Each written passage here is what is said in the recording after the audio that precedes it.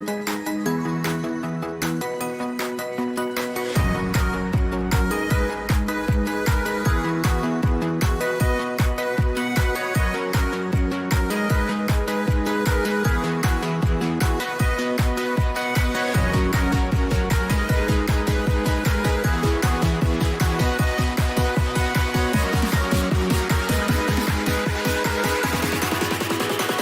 dos, tres.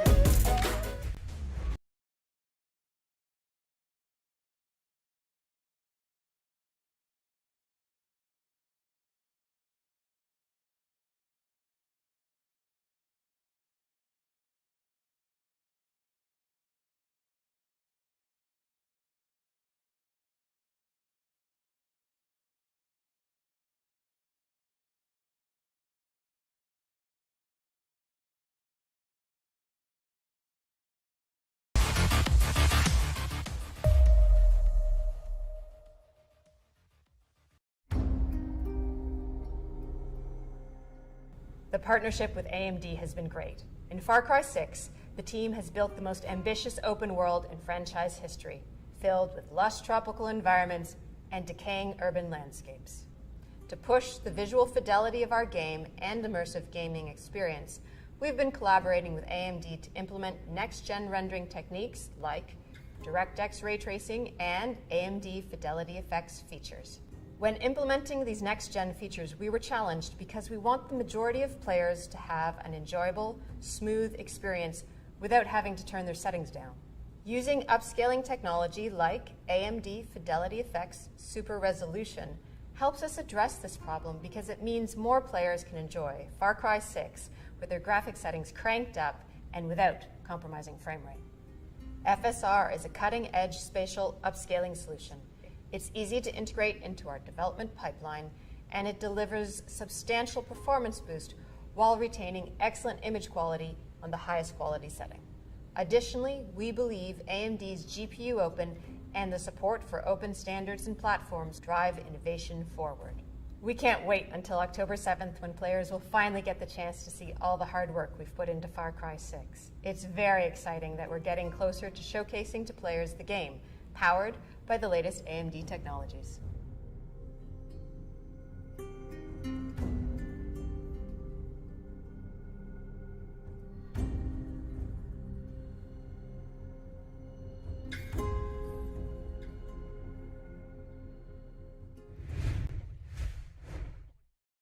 Alrighty then, ladies and gentlemen, welcome back to the AMD, the Esports Club Challenger Series 2, Qualifiers 2, supported by Ubisoft, here with your hosts Blackjack and Baba Gusta for the second day and, unfortunately, second match of tonight. Yes, that is correct. I said second match for the second day. The first one that we were supposed to have, unfortunately, a forfeit occurred, which didn't let us proceed with the stream itself. So it is what it is. Let's just announce the team that goes through. That will be Gazelles Esports.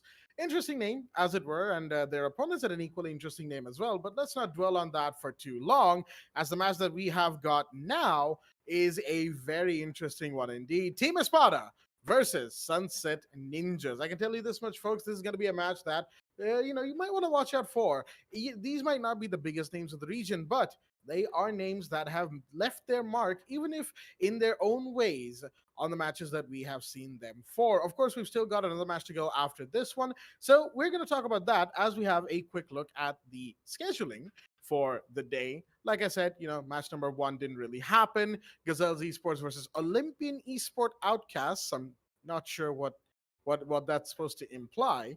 And then on the other side, Sunset Ninjas versus Team Espada, the match that we will be having right now. And finally, Clickbait versus Valiance, another match that is quite intriguing indeed. Baba Gusta, quite an interesting evening of matches we've got ahead of us, wouldn't you say? I mean, absolutely, Jack. Talk about these two important matches that we're going to see. Sunset Ninjas going up against Team Espada. Now, we've already had a lot of discussion about Espada back when they didn't get the chance to even qualify for the quarterfinals. So, looking to get that luck once more. Hopefully, they succeed. But the same thing can be said to Sunset Ninjas as well, because they're also trying to make their way into the next phase. And yeah, talking about it, Jack, Sunset Ninjas and Espada, both of them expect some very good plays coming in from them. And talking about the third match, Jack, we have Clickbait going up against Valiance, yet another interesting match that we're going to be seeing in the AMD Ryzen, the Esports Club Challenger Series 2. It's been a long while since I've seen those it's actually been a while since I've seen Clickbait making their appearance in the previous series, but I'm glad that they're still that they're not giving up. They're just making sure that they would give it all they've got. And Valiance, we already seen their a remarkable win against in the previous match. I believe they did went up against Team Rogue on a map like Clubhouse. It went 7-0. I do guarantee for the fact that it won't be a 7-0 when they go up against Clickbait. That is for sure. And talking about the second match for now, Team Espada versus Sunset Ninjas. The map will be on Oregon. Again, yes, Oregon will be the map. Oregon all the way. I'm just hoping that in the next match it would be other than map Oregon. Maybe Clubhouse, Chalet, Villa. Those maps should also work out well in their favor. But still, Espada versus Sunset Ninjas. Map is on Oregon. For now, we just have to wait for the players on the side of Sunset Ninjas to join in. And when we do, we will definitely not waste any time at all and just immediately proceed to the ban phase itself. But yeah, talk about Espada, just like we said, that just they've lost so many opportunities in the qualifier section itself, Jack. I mean, not just once, not just twice, more than 4 to 5 times where Team Espada lost in the final stage where they had only just one step ahead to get the spot on quarterfinals. It's unfortunately could not happen for them, Jack. I mean, it is what it is, as they say. For Espada, I do feel bad that they weren't able to make it up until now, but who knows? They might just be able to pull a very, very good game from underneath us now. But on the other side, Sunset Ninjas. I'm very interested to see what they might have in store for us. They do, of course, excuse me right there, they do of course have that element of having been here for a while. At least we've seen them a little bit more than we've seen Espada, so that is definitely going to factor into how we predict this game, how we cast this game overall. Again, those storylines sort of write themselves, if you will, but only if the teams allow them to flow that way. Rivalries and all of that, and banter in the chat and game, in over on social media, all of that stuff, those things make for great matches, because that added context adds just a little bit more spice, just a hint of spice right there, that can truly turn what would have otherwise already been a great match into an even better, a fantastic encounter. But right now, of course, we won't be dwelling on that for too long, as it were, because like we said, we haven't necessarily seen these teams have that kind of presence, if you will. But regardless, everybody knows I am a big fan of presence over the social medias, and Baba here, we share roughly the same opinion, albeit different interpretations of it. But that goes without saying. It's open to be interpreted. It is what it is. Sunset Ninjas, like I said, I'm interested to see what they bring out, and Espada, again, very intrigued to see what they have in store for us. But like we have said a million times, Oregon in play yet again. And it's not even funny at this point. We've gone through all of the stages of coming to accept that Oregon is just here to stay, right? Over the course of the last month or so, I want to say month. It hasn't been that long since the season started, obviously, but we've been talking about Oregon's overplaying issue for a while now. But regardless, we'll just hold off on that conversation for a little bit of time. We've got the ready confirmation from both Sunset Ninjas and Team Espada. So, folks, let us not delay any longer. We've waffled here enough, as they say, and we will be going into the match. That is correct. Oregon will be going live with Sunset Ninjas on the defense and Team Espada on the attack. Here now for the second match of the second day of the second qualifiers of the second AMD, the Esports Club Challenger Series. Quite a lot of seconds in there as we move into the game to enjoy the seconds of the ban phase, with Sunset Ninjas having the first ban on the map tonight.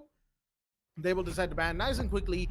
Thatcher taken care of. Now, don't mind the fact that Super Hercules has left the game. It is a similar situation to Hussein, I believe, which is to say that they have a little bit of a disconnection right at the beginning of the ban phase and then join back before the second or third bans are taken care of. So no need to panic, folks. We're not going into a rehost just yet, hopefully, as Jackal will be taken care of from the side of Team Espada.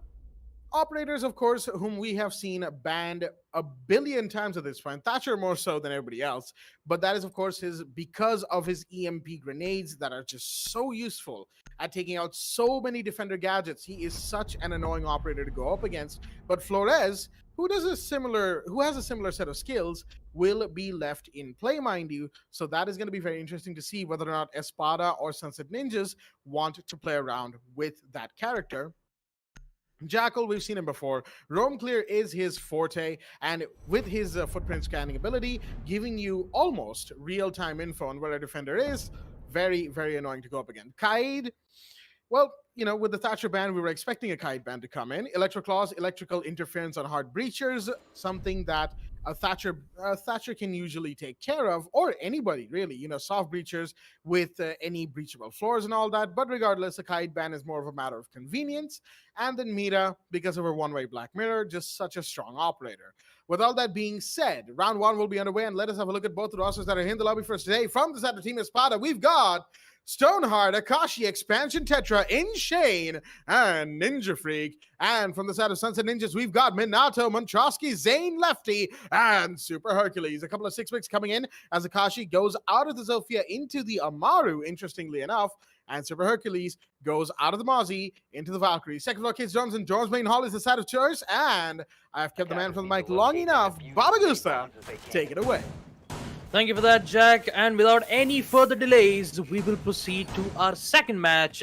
Team Espada versus Sunset Ninjas on map Oregon. Again, we did get to see a forfeit being made from Olympian Esports Outcast in the first match. So we're just gonna head into second match and see whether who will be that one team who will proceed to the next phase. Now, talk about these two teams, Espada and Sunset Ninjas. They are very well known in the South APAC region. I mean, the same thing can be said to Clickbait and Valiance as well. Unfortunately, it's only going to be one team who will proceed to the next phase and hopefully qualify for the quarterfinals. So a lot of it is on the line for these two teams. They have to give it all they've got. And also, not to mention, Akashi just went in for an immediate 6-pick, bringing in the Aruni.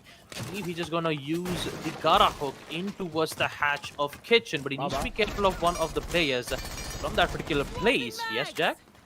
I believe the operator is called Amaru. Yes, Amaru. I always get confused. Again, ladies and gentlemen, it's just confusion all the time. It happens. It's happened to me as well. So it's rhyming words at this point, It's just rhyming words. Yes, the Amaru's Gara hook in towards Kitchen. So I was about to say that the Jaeger was trying to contest the player right in towards the construction side. But it's too late for now because Espada has already gained control of that particular place. And now they need to figure out a way to get into the site. Maybe try to give them a surprise peek. And look at that. Super Hercules right from below. Actually, from above. He's going to take out Akashi using that vertical lines of sight put to good use. The same thing can be said to Stoneheart as well. As he takes out Hercules. Again, quick trades coming in. But the advantage is coming in right in favor of Sunset Ninjas. Looks like they're trying to use that vertical lines of sight against themselves. And it's working out well in their favor, Jack.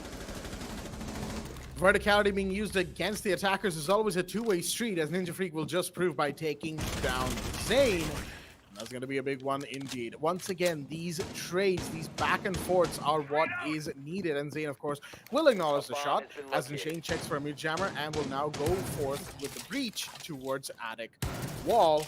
He's going to get this taken care of, but he's alone, of course, so he's got to make sure that nobody sneaks up behind him on tower stairs. There have been defenders on first floor, as Sunset Ninjas have proven that they are not against the idea of having roamers out despite the round being well underway. Lefty just about survives. Some more shots from the box, still taking so much damage. Look at that. Skeleton key is always great to have as the LMG of the Capita comes in, and that's going to be Stoneheart to take one, but he gets taken down. Minato was watching. And it is now 2v2. Make that a 2v1. Montrosky finds Inshane, and it's all up to Ninja Freak. Can he find the last two? The Buck on first floor. So much work done by this one person alone. Now, they need to go up, and they need to find the rest. He's seeing some marks come up above him, but it won't matter, as the SMG-11 will ring out, and Sunset Ninjas will take the first round. Yes, they will, Jack. And talk about the Aruni's, the Aruni's passive using that vertical lines of sight right into a second floor case down really did confuse Espada a lot. Even with Ninja Freak trying to use the Buck skeleton key right into towards the kitchen, hopefully knowing that he might be able to 1 or 2 kills. Unfortunately, it did not. And also that rhyming words, though, it just flows along the way, Jack. I mean, they've even had Aruni and Amaru both at the same time, and also I got a bit confused in the end, not gonna lie. But still, a very good, good start for Sunset Ninjas using that, vertical lines of sight in towards, second floor kids' dorms window, right into towards the security where the players didn't even expected that angle to be placed around. And Sunset Ninjas is really bringing some, new angles for Espada to worry about. So if Espada doesn't, be careful of those particular angles being made either from Aruni's or, either from the Aruni's passive or from the shotguns from the mute or smoke, things might not go well here for Espada. But since the site being on basement basement laundry and supply room, I would say that you trying to use that vertical lines of sight from that particular place is not going to be a good idea. Yes, you could try to gain the access of freezer, but you need a hard breacher to open up the hatch so that you can gain an instant access in towards the freezer. So bringing in Buck from Ninja Freak wouldn't be a good idea from the previous round, and that's the reason why you see him bring in the Iana, because you have those Gemini replicators that could give not only just information, but also you can be able to take out the Surya gates being displaced from the Aruni. So it's pretty much a win-win deal at this point. Also, you have those grenades to take out those deployable shield. There's two of them which has already been placed in blue, from the blue elbow and in towards freezer as well. So you have good amount of cover being displaced from the defenders. It's just that Sunset Ninjas have made a decision to not go for a roam either on second floor or on first floor.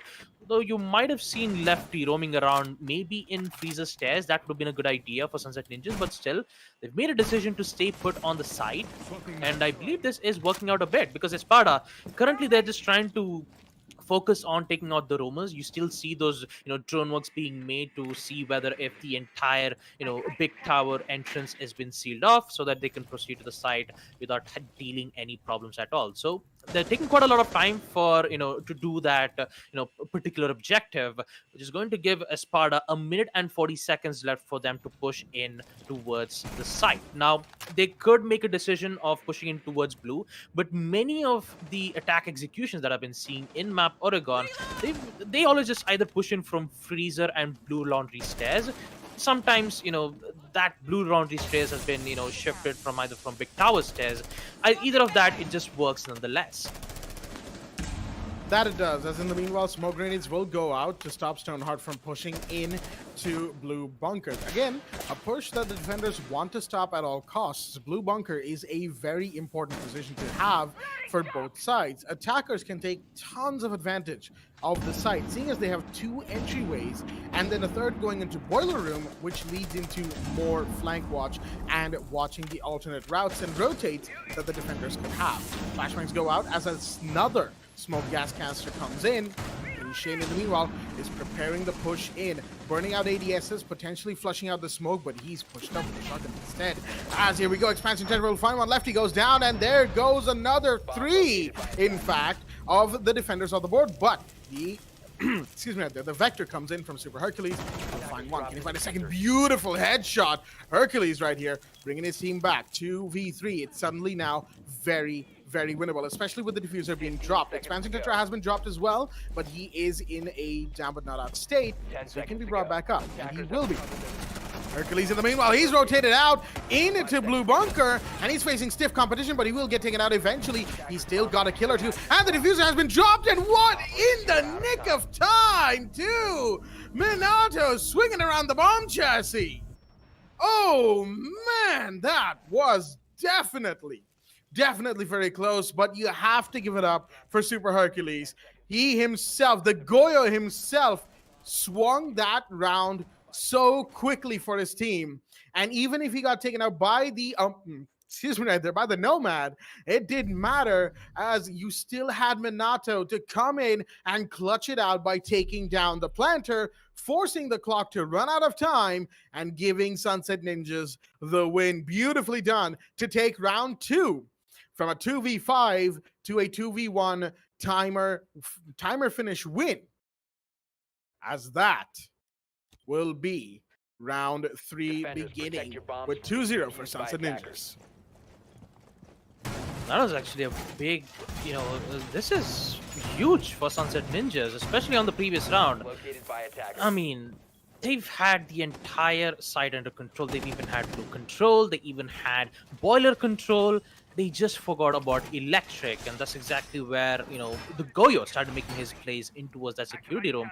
2 kills from that specific spot, and then he made a very big decision to make a very risky rotate in towards supply room. Yes, you even had the rotate being made in which you could be able to, quickly head back into blue room, and that's exactly what Espada did not expect, because most of the players were, especially the Nomad, who was in a DBNO state, had to be picked up by Ninja Freak. He had to push in, actually not from Ninja Freak. Ninja Freak was at the hatch in towards meeting to make sure that none of those plays would not happen.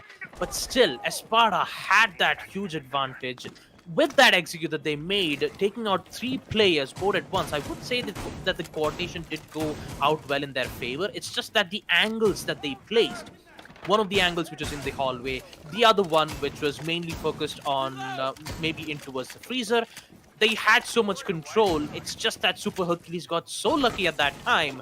Team Espada forgot to cover the electric room, and wait a minute, you see Team Espada already in towards meeting, and looks like they are going to go in for a rush. The throw will come in, so does the Iana's Gemini replicator, giving them useful information. I believe they're just not going to waste any time at all. Zane, in a very risky angle that he's doing as of now, as the hard breach will come in towards meeting. Now you have Lefty and Hercules, both of them in second floor Drom's main hall.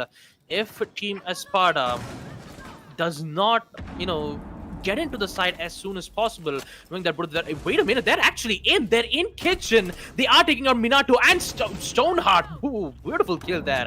2 kills taking out Montrosky and Zane. Looks like they've got it under control. Kitchen side is theirs, and now it is a post plant from Sunset Ninjas, where Lefty and Super Hercules, in which both of them were on second floor side, now has to come back from below. Expansion Tetra has got it covered by taking out Super Hercules, and Ninja Freak with the final round take out Lefty, and that is what I like to call a beautiful read there from Team Espada, knowing that 2 of the defenders are holding in towards second floor kids dorms, and the attic side left kitchen side uncontested.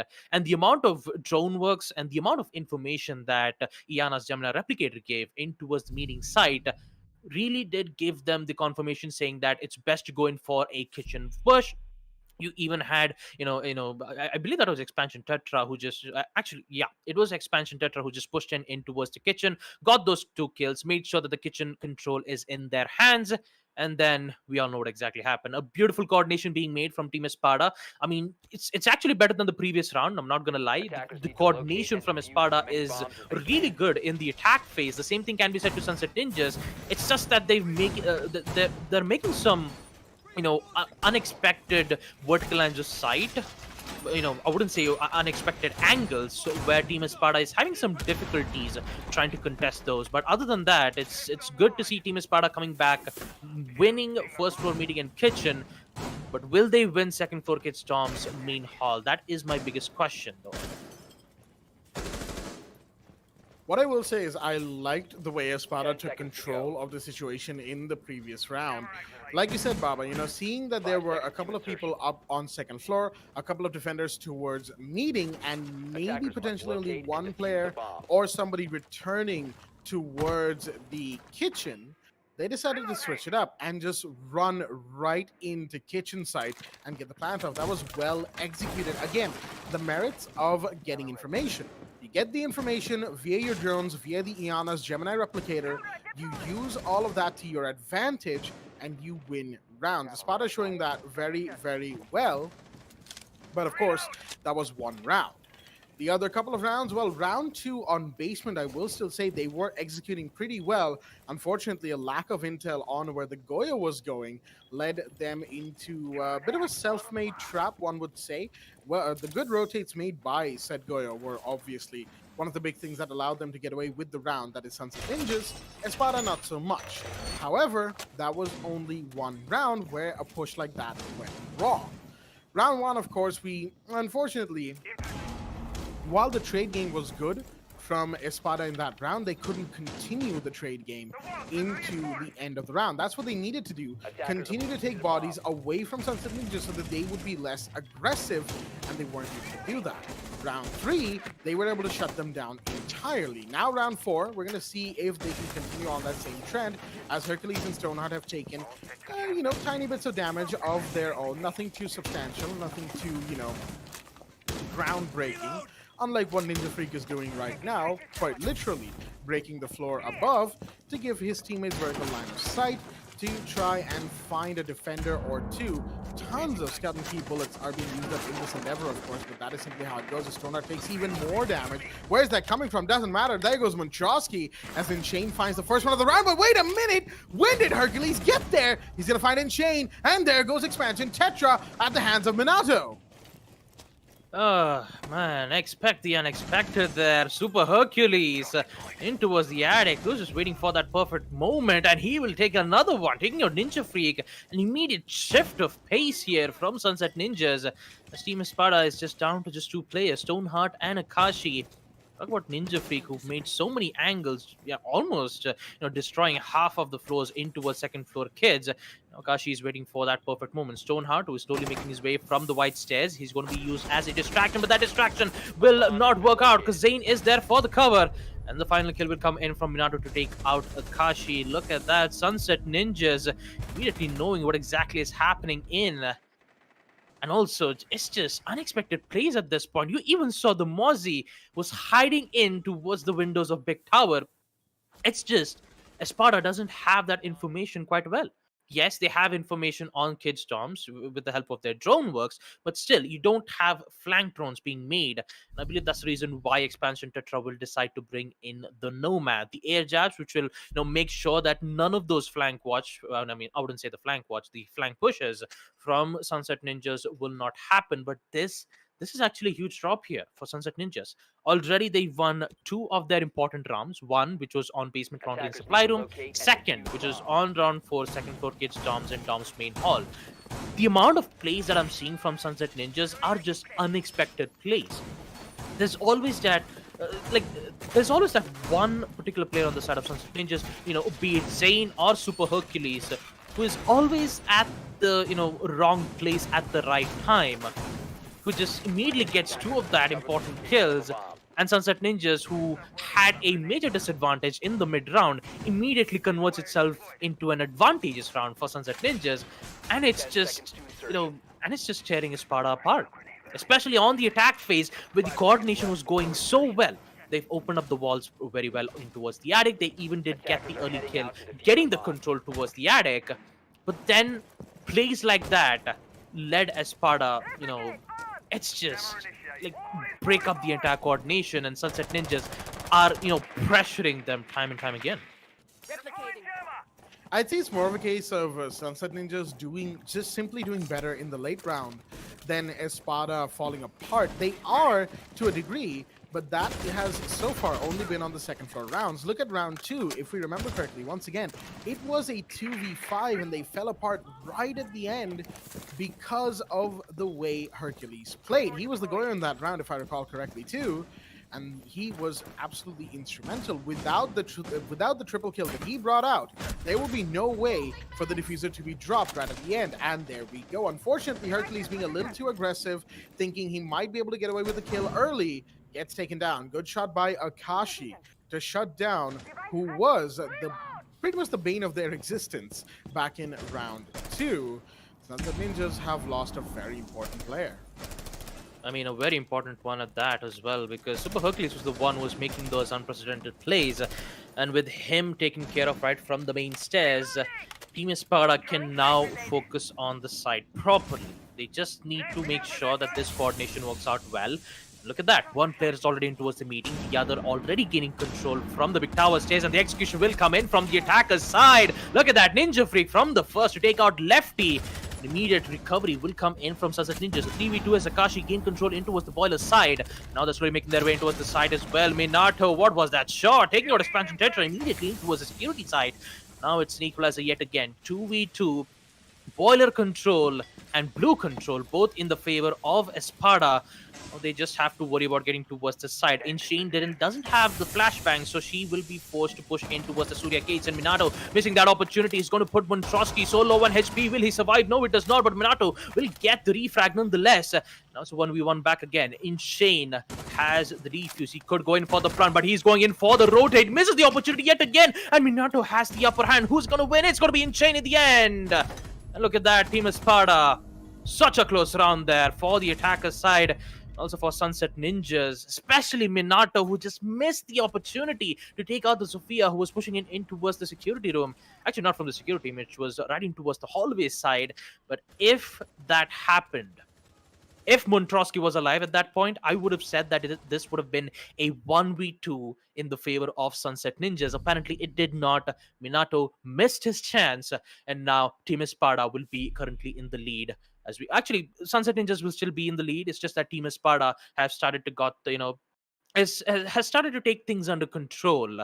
Winning basement laundry and supply room is going to be a big morale boost for them.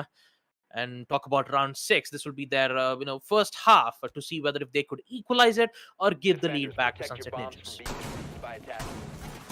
I think one telling factor of how that run was going to go was how Zane, I believe, who was playing the Rooney, right, on the gate of Boiler Room, the big door of Boiler Room into the hallway, unfortunately missed on Ninja Freak, the Iana, who was the first one to get the kill, right, get the first kill of the round. Now, usually the first kill of the round dictates how a round itself will go. Even in rush situations, most of the time it plays out that way, but maybe less frequently so than for the standard round rotation.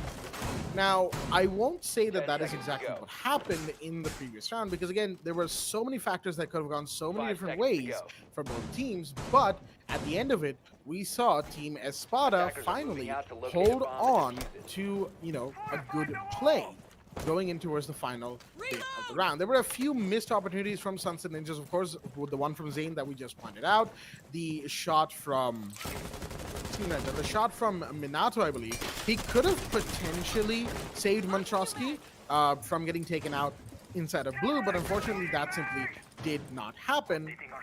And that, of course, saw us go into round 6 with a 3-2 instead of a 4-1, like Sunset Ninjas would have wanted them to. So a few missed opportunities, I should say, from the side of Sunset Ninjas, unfortunately not lending to their victory in the round, as now we move on to round number 6 with Lefty on tower. Top floor at that does do a ton of damage to Sona, but now he's given his position away. Ninja Freak, tons of damage done to him too. That was from the Vector of Super Hercules, as one can tell, as Lefty is trying to find one, but no, his head gets taken out. Ninja Freak, beautiful shot, and there goes Super Hercules at the hands of Akashi. Suddenly, things have been turned around, despite the early damage done. Zane comes in with one. Can he get another? No, there's Expansion Tetra coming in with the Nomad, finishing off with the ARX, as that is going to be one more down. Suddenly, it's a 4v2. Sunset Ninjas. Early aggression not paying off for them at all. Definitely not paying off at all here for Sunset Ninjas.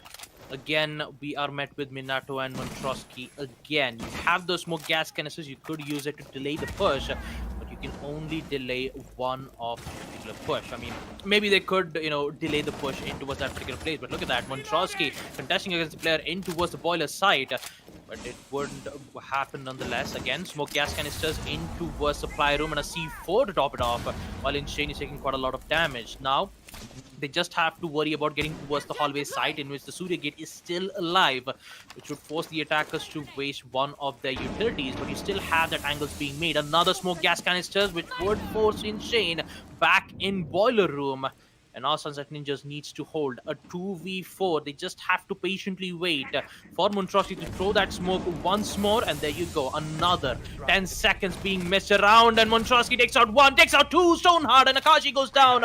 Immediate equalizer comes in 2-2 as Insane gets downed in the process. Not looking too good here for Team Espada. The one who had that advantage in hand will be the one who's going to face problems, but still you just need to think of the bright side here, because Montrosky doesn't have those smoke grenades. Now they are free to push, and with 15 seconds left, the attackers need to go in for the push, but look at that, Minato gets one, Expansion gets the other, and it's a 1v1 yet again. Who will win this time? Is it Sunset Ninjas? Yes, it does! Minato with the SMG-11 to take out the final player on the side of Team Espada will make sure that they will be in the lead in the first half. 4-2 will be the score line. An amazing recovery being made for Sunset Ninjas. And talk about Team Espada. I have no idea what exactly happened there. They had no information. I mean, at the beginning, I have to ask, what was Zofia doing? Why was Zofia mainly focused on the blue elbow?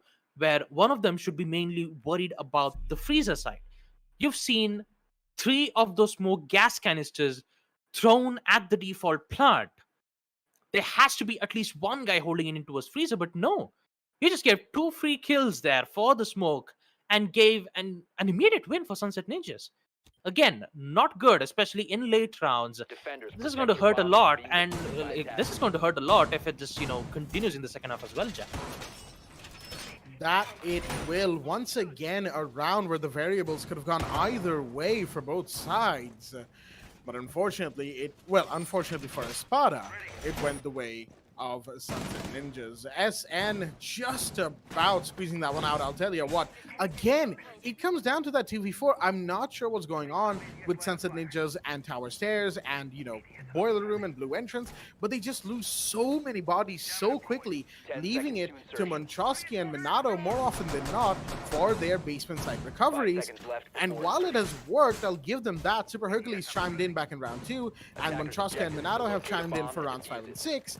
While it worked for 2 out of the 3 rounds, it's extremely risky to play like that, and they have seen the side effects, the worst effects of playing like that, and yet they continued for whichever reason. I'm not sure what the thinking is from Sunset Ninja's side, but let me tell you, if they continue to hold basement like that, especially if they were to go up, to the next round of qualifiers, that is tomorrow, I believe, and they go up against a bigger team, which they eventually will, and their hold is like that, well, it's not going to take that long in a given round itself for the team to figure out that, wait, this is what they're doing, so we can just play like this, and we'll probably get the round out anyway. They need to change things up. They need to also be a little more patient. I believe they were trying a turtle hold back in round 2, but again, they were having issues with that because you can see they're a more aggressive natured team rather than not. In the meanwhile, Lefty, all ready towards Kitchen, trying to find a roamer or two. Isn't going to find one just yet. I believe that was Ninja Freak who was peeking him, and Shane trying to get a smoke grenade out early in the round. Not sure what he is using that for just yet. As in the meanwhile, we're going to have the laundry hatch be breached. The man with the freezer, Montrosky, is going to take care of that quickly enough. And freezer will also be opened up to the attackers as Sunset Ninjas now on the other side, roll swap, have to deal with these defending roamers first. I mean, it's not looking good for Espada in the first half. Hopefully they could make that recovery. Look at that. Zane saving his teammate in the end to take out Ninja Freak. Fearless. It's going to put... Yeah, it's just fearless yet again. Espada not looking too good once again. Ninja Freak goes down, and the immediate control on Big Tower Stairs should be in their favor. And look at how Sunset Ninjas is pushing at that moment. Oh, what a grenade from Hercules to take on Expansion Tetra in towards the freezer side. Look at that. The action is already in here for the attacker side. Grenades being thrown out to take out those deployable shield. And another kill for Super Hercules in towards freezer to take out Akashi. Yeah! Oh, another kill there. It's going to be Lefty who gets the confirmation in the end, which leads to Inshane, the FMG in hand. There is high likely a chance where this kill might happen. There you go, beautiful wall bang. Actually, not a wall bang, a pixel peek to take out one of the kills. In the end, it will get traded off nonetheless. Sunset Ninjas looking strong, I'm not going to lie. It's a very strong push in towards the freezer, and also from the basement laundry side. And... man, this is a huge lead yet again here for Sunset Ninjas. 5 wins against 2 wins on the side of Team Espada. They've only won 2 sides, which is on second floor Kids Dorms and first floor Kitchen Meeting. Kitchen Meeting was the side where Sunset Ninjas were they had quite a lot of roamers in the second floor Kids Dorm side, thinking that they would push in towards construction, but they didn't expect a push coming in right towards the big tower stairs. But other than that, Sunset Ninjas, what a place. I'm definitely not gonna lie. What's some great amazing plays being displayed around from Super Hercules. The man has been doing quite a lot of heavy work for the attacker side. I mean, for Sunset Ninjas, both as well as on defense and on offense. It's just that there is one particular, rounds where, Super Hercules would try to go aggressive at some certain points, because we did experience that on round 5, where Ninja Freak did get the early pick. I'm just hoping that Sunset Ninjas, especially Hercules, would not make the same mistake again. That's all I'm saying at this point, ladies and gentlemen. But still, Espada needs to wake up at this point. I mean, they're just losing bodies left, right, and center. They've even lost Ninja Freak in the early round from the big tower stairs. Well, he would have almost get the opportunity to take out both of those players, but unfortunately, it did not happen. And now it's just Sunset Ninjas. They only need 2 more attack rounds to succeed and proceed to the next, to proceed to the next phase. Absolutely. I think it's more of a case of that Espada's attack needs to tighten up, their defense, needs to tighten up just a little bit more. They need to coordinate between themselves a little better. They probably need to move around a little better around the map as well. Maybe employ a few different tactics. Now, I'm not sure about barricading off Kitchen and Showers corridor, but since they have players here, I can't exactly say that that's a bad idea either. Look at the setup on Meeting. The fact that Akashi is on top floor, it's almost as if, they want Sunset Ninjas to think that this is the site, but it seems like Sunset Ninjas are more than well aware that that is not the case. Wait a minute. I did hear a Gone 6 just go off as the barbed wire will be spotted on Blue Bunker. They know that, the main setup is on first floor, on basement, so they're just going to get rid of it as soon as possible. Here comes Lefty with the Maverick Breaching Torch. He's got everything he needs just to finish off the round. Finish off the wall, as Zane will finish off expansion Tetra. One of the roamers on first floor have been taken care of. Grenade went in to take care of things as Super Hercules. Well, Zane actually came in with the kill on Stoneheart, and that's going to be another defender down. Oh boy, that was a push-up, and how did Hercules survive that push-up? I'm not sure, ladies and gents, but he ended up getting the kill anyway, as the final few kills of the round ring out for Sunset Ninjas. Didn't even give me a chance to, gaze at wonder at Super Hercules' position, nor did it give me a chance to really talk about the kills or the play that was happening. But it seems like Espada may have panicked, seeing that Sunset Ninjas had realized, wait a minute, 3 of them are above. If we take out 1 player in sight, we have full control. So they went into Blue Bunker. They were going straight through for the, killing blow. And Espada saw that. They realized, they had the call out that, wait a minute, they're pushing Blue Bunker. We need to get down there ASAP. But as soon as they did, I'm not sure whether it was a gear shift that, that they thought that they should be aggressive against Sunset Ninjas and push them actively to try and take them out, or if it was the plan on the retake situation that they were going to be forced into to just stop it before it happens. Whichever it was, unfortunately, it failed, and failed quite badly at that, as Sunset Ninjas are now match point 6-2. Unlucky. It's just unlucky at this point for Espada. I mean, they've done so much work in, at this entire series, Jack. Even on series 1 and 2, they've done so much work, and yet there's always that one barricade that doesn't let Espada through, and it's going to hurt them a lot. I mean, they've been practicing so many times, and yet they're still making some mistakes. Hopefully they shouldn't, hopefully by looking at the squad, hopefully they won't make that mistake once again in the next phase. But other than that, they've made some extraordinary performance way back in the first series. They defeated EXT, Jack. That's actually a huge thing for Sunset Ninja. Sorry, for Team Espada to be making such incredible performance. It's just unlucky at this point. I mean, it's either unlucky or it's just that, the coordination that they had in the first half was so good on attack that I don't get to see it in the second half itself. It's the main thing that concerns me. They always start off with a bang, and then the morality starts to decrease round by round. And Espada, every single time when some of the executes happen from the opposite side, it doesn't work out well. The opposition always gets ahead of Espada every single time, and they have nothing to counter for it. And talk about Super Hercules, who's already in towards Armory Corridor. He's actually going to think of taking out those deployable shields and definitely not wasting any time at all. Look at the attic wall being breached at 1:40 seconds. They've already had so much angle being covered. They even have control on towards Trophy. Now they just have to worry about opening up the walls in towards second floor kids. If that happened, it's not going to work out well. But I'd say the FO12 from Ninja Freak might have something else to say by taking out Super Hercules. Again, big drop as the main player on the side of SN is gone. But the grenade is so powerful on the side of Sunset Ninjas. They're going to take out Insane yet again in towards the attic side. Now they have controls. Not to mention they have two Nomad air jabs in towards the main stairs.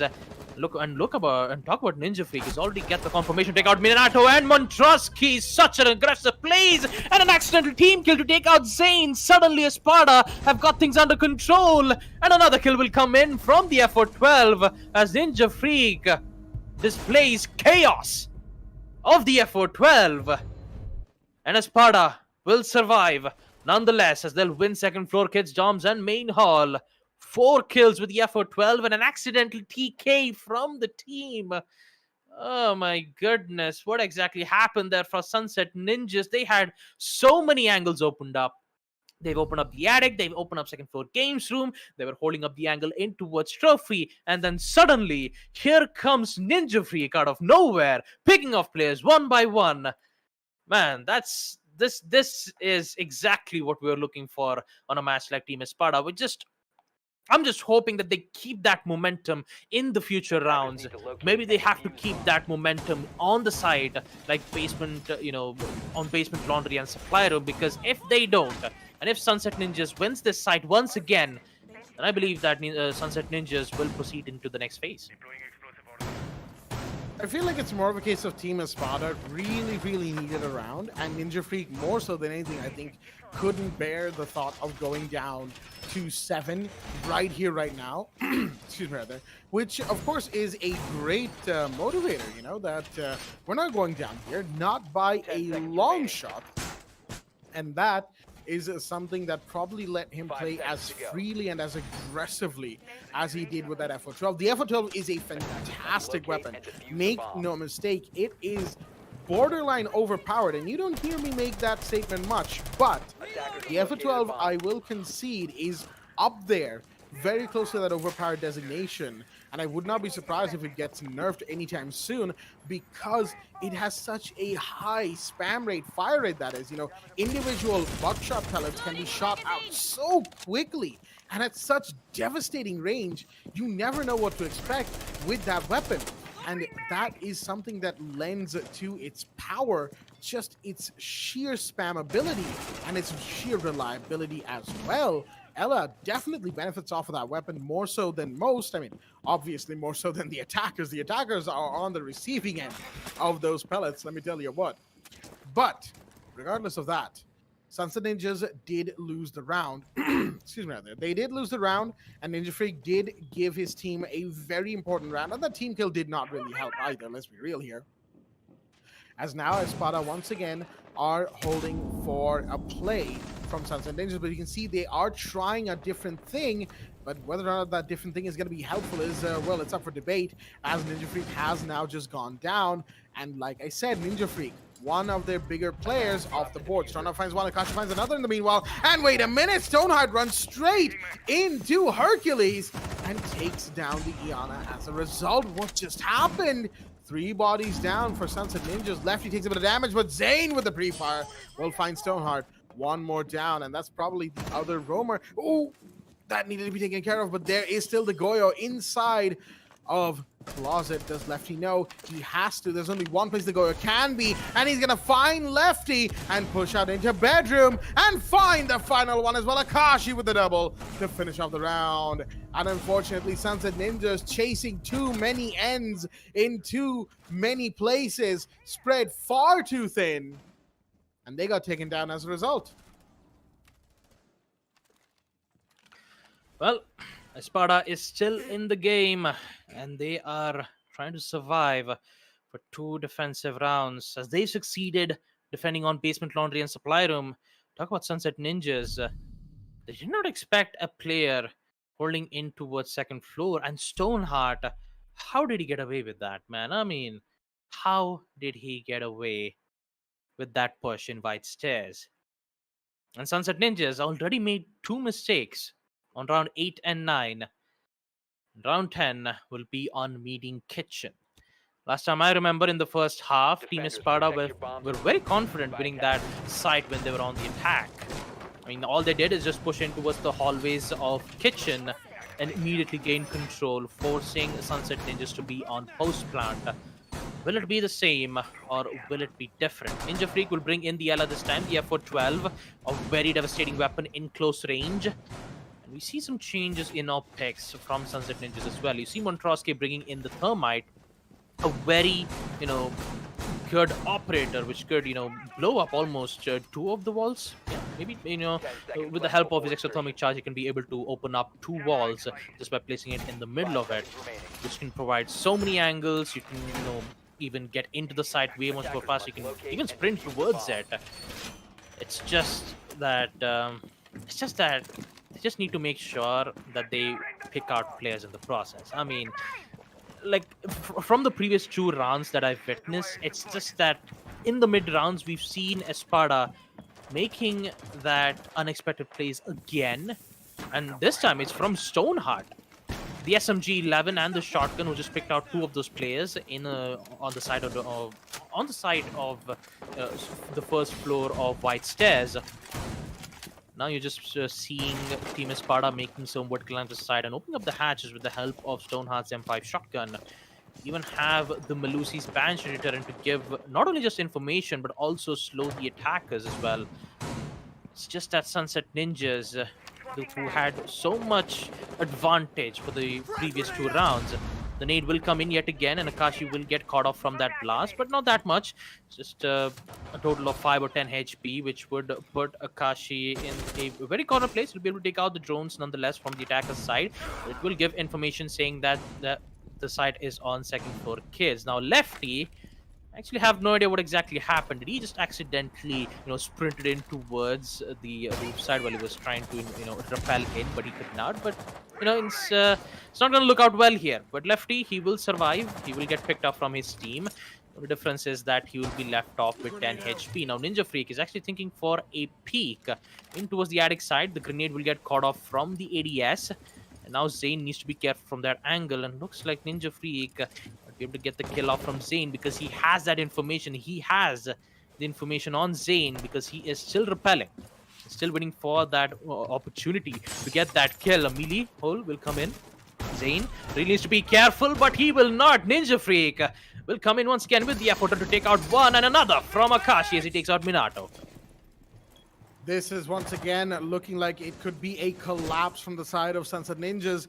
Once again, not being careful enough and not respecting the fact that their opponents have mounted what could become a huge overtime pushback, as they have just lost two huge bodies as well. The Nomad and the Ash gone.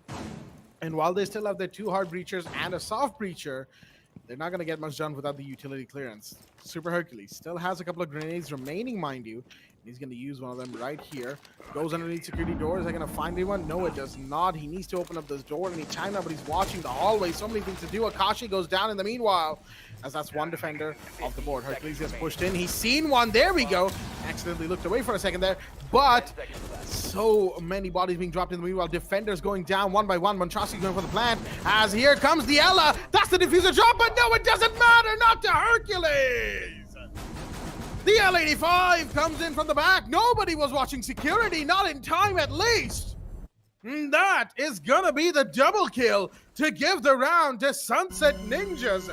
The triple from Hercules, taking his MVP spot, as Sunset Ninjas will be the ones to win out this match, the second match of the second day of the second qualifiers here for the Challenger Series 2.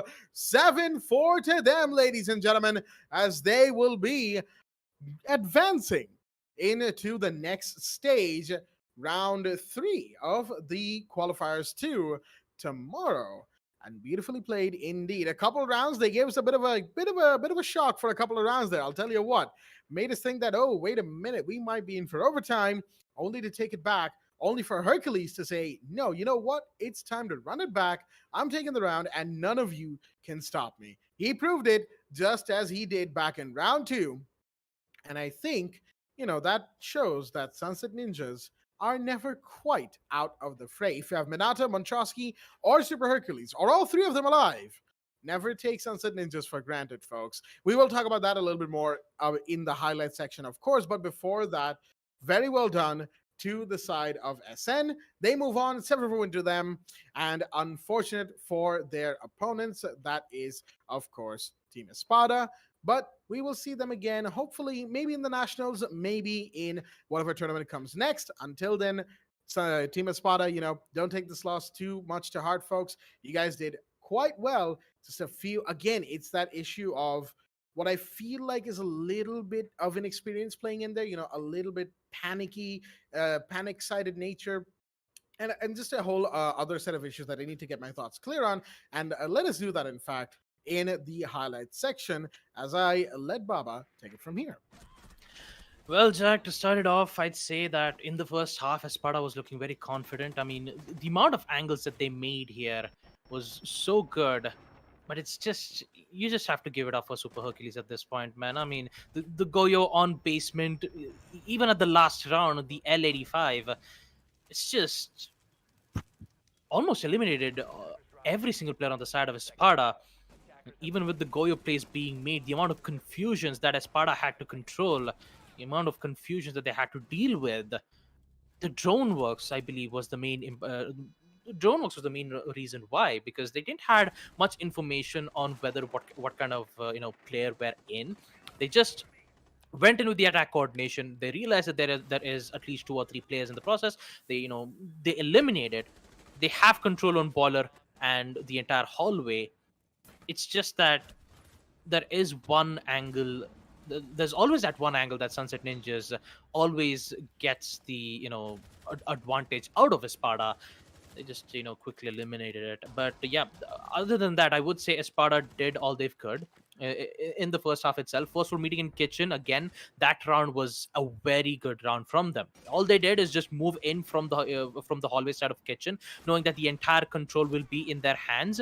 They did that. They went in for the plant. They even forced Sunset Ninjas to be on a post-plant situation. This round was exactly where I got very confused at that point, because like Akashi, he shouldn't have to worry about the blue, the blue elbow side. He had to worry about the freezer. That's exactly where the smoke's location is.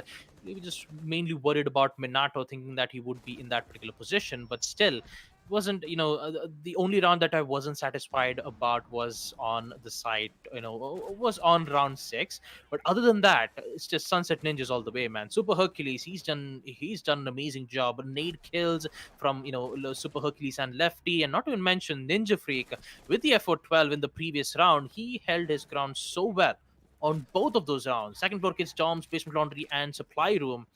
It was just they were just still in it. Stoneheart was there, like with the SMG 11 shots. Was there from the main, from the white stairs. He did all they could. Even Ninja Freak was doing so much work with the F412, but in the end, it was just, it always comes down to the late rounds where Super Hercules did the impossible. He just got the entire control on security. All he had to do was just give the cover for their team, and he did exactly that. Sunset Ninjas, well, congratulations to them, because they'll be heading on to the next phase. But unfortunate for Espada that they have to, bow out. Hopefully they could, come back again in the next phase.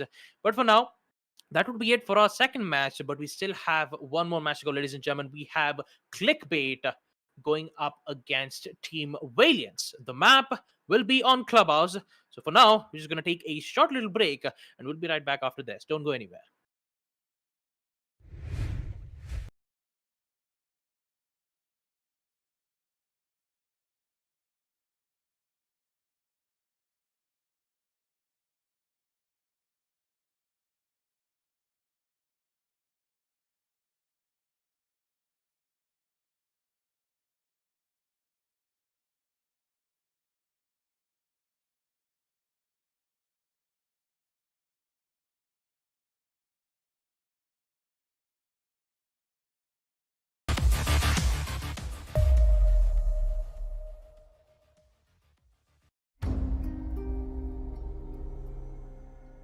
The partnership with AMD has been great. In Far Cry 6, the team has built the most ambitious open world in franchise history, filled with lush tropical environments and decaying urban landscapes.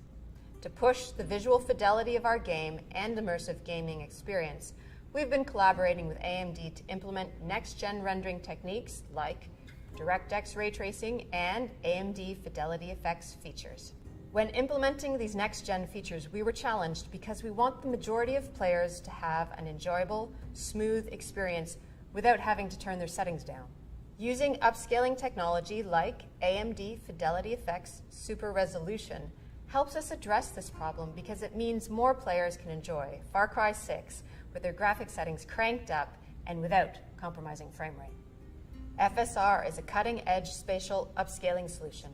It's easy to integrate into our development pipeline, and it delivers substantial performance boost while retaining excellent image quality on the highest quality setting. Additionally, we believe AMD's GPU Open and the support for open standards and platforms drive innovation forward. We can't wait until October 7th when players will finally get the chance to see all the hard work we've put into Far Cry 6. It's very exciting that we're getting closer to showcasing to players the game, powered by the latest AMD technologies.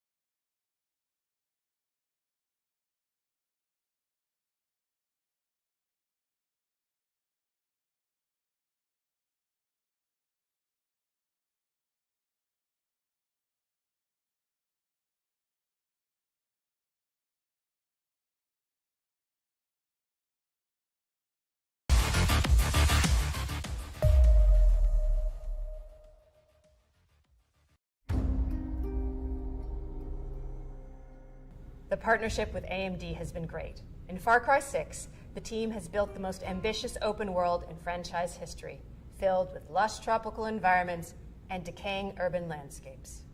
To push the visual fidelity of our game and immersive gaming experience, we've been collaborating with AMD to implement next-gen rendering techniques like DirectX ray tracing and AMD Fidelity Effects features. When implementing these next-gen features, we were challenged because we want the majority of players to have an enjoyable, smooth experience without having to turn their settings down.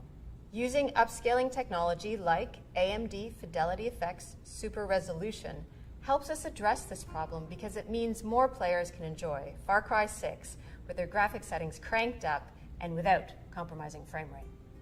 FSR is a cutting-edge spatial upscaling solution.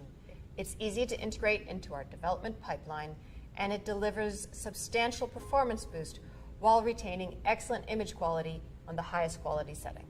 Additionally, we believe AMD's GPU Open and the support for open standards and platforms drive innovation forward.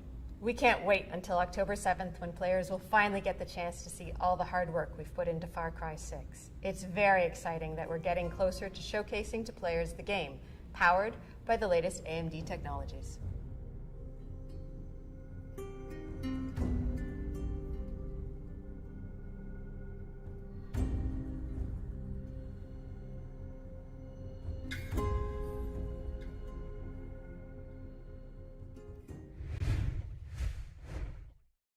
All right, then, ladies and gentlemen, welcome back to the AMD, the Esports Club Challenger Series 2, Qualifiers 2, Day 2. So, what about Ubisoft? Here with the hosts Blackjack and Baba Gusta, as we are here for the third and final game of the night.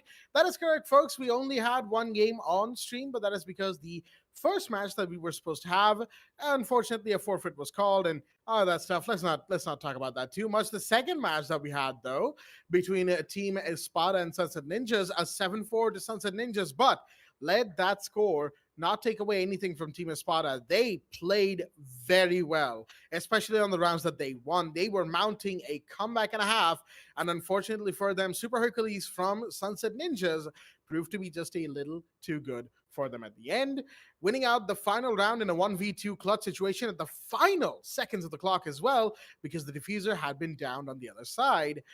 Very well done indeed, but very well done to both teams for giving us a fantastic showing, even if it was on Oregon.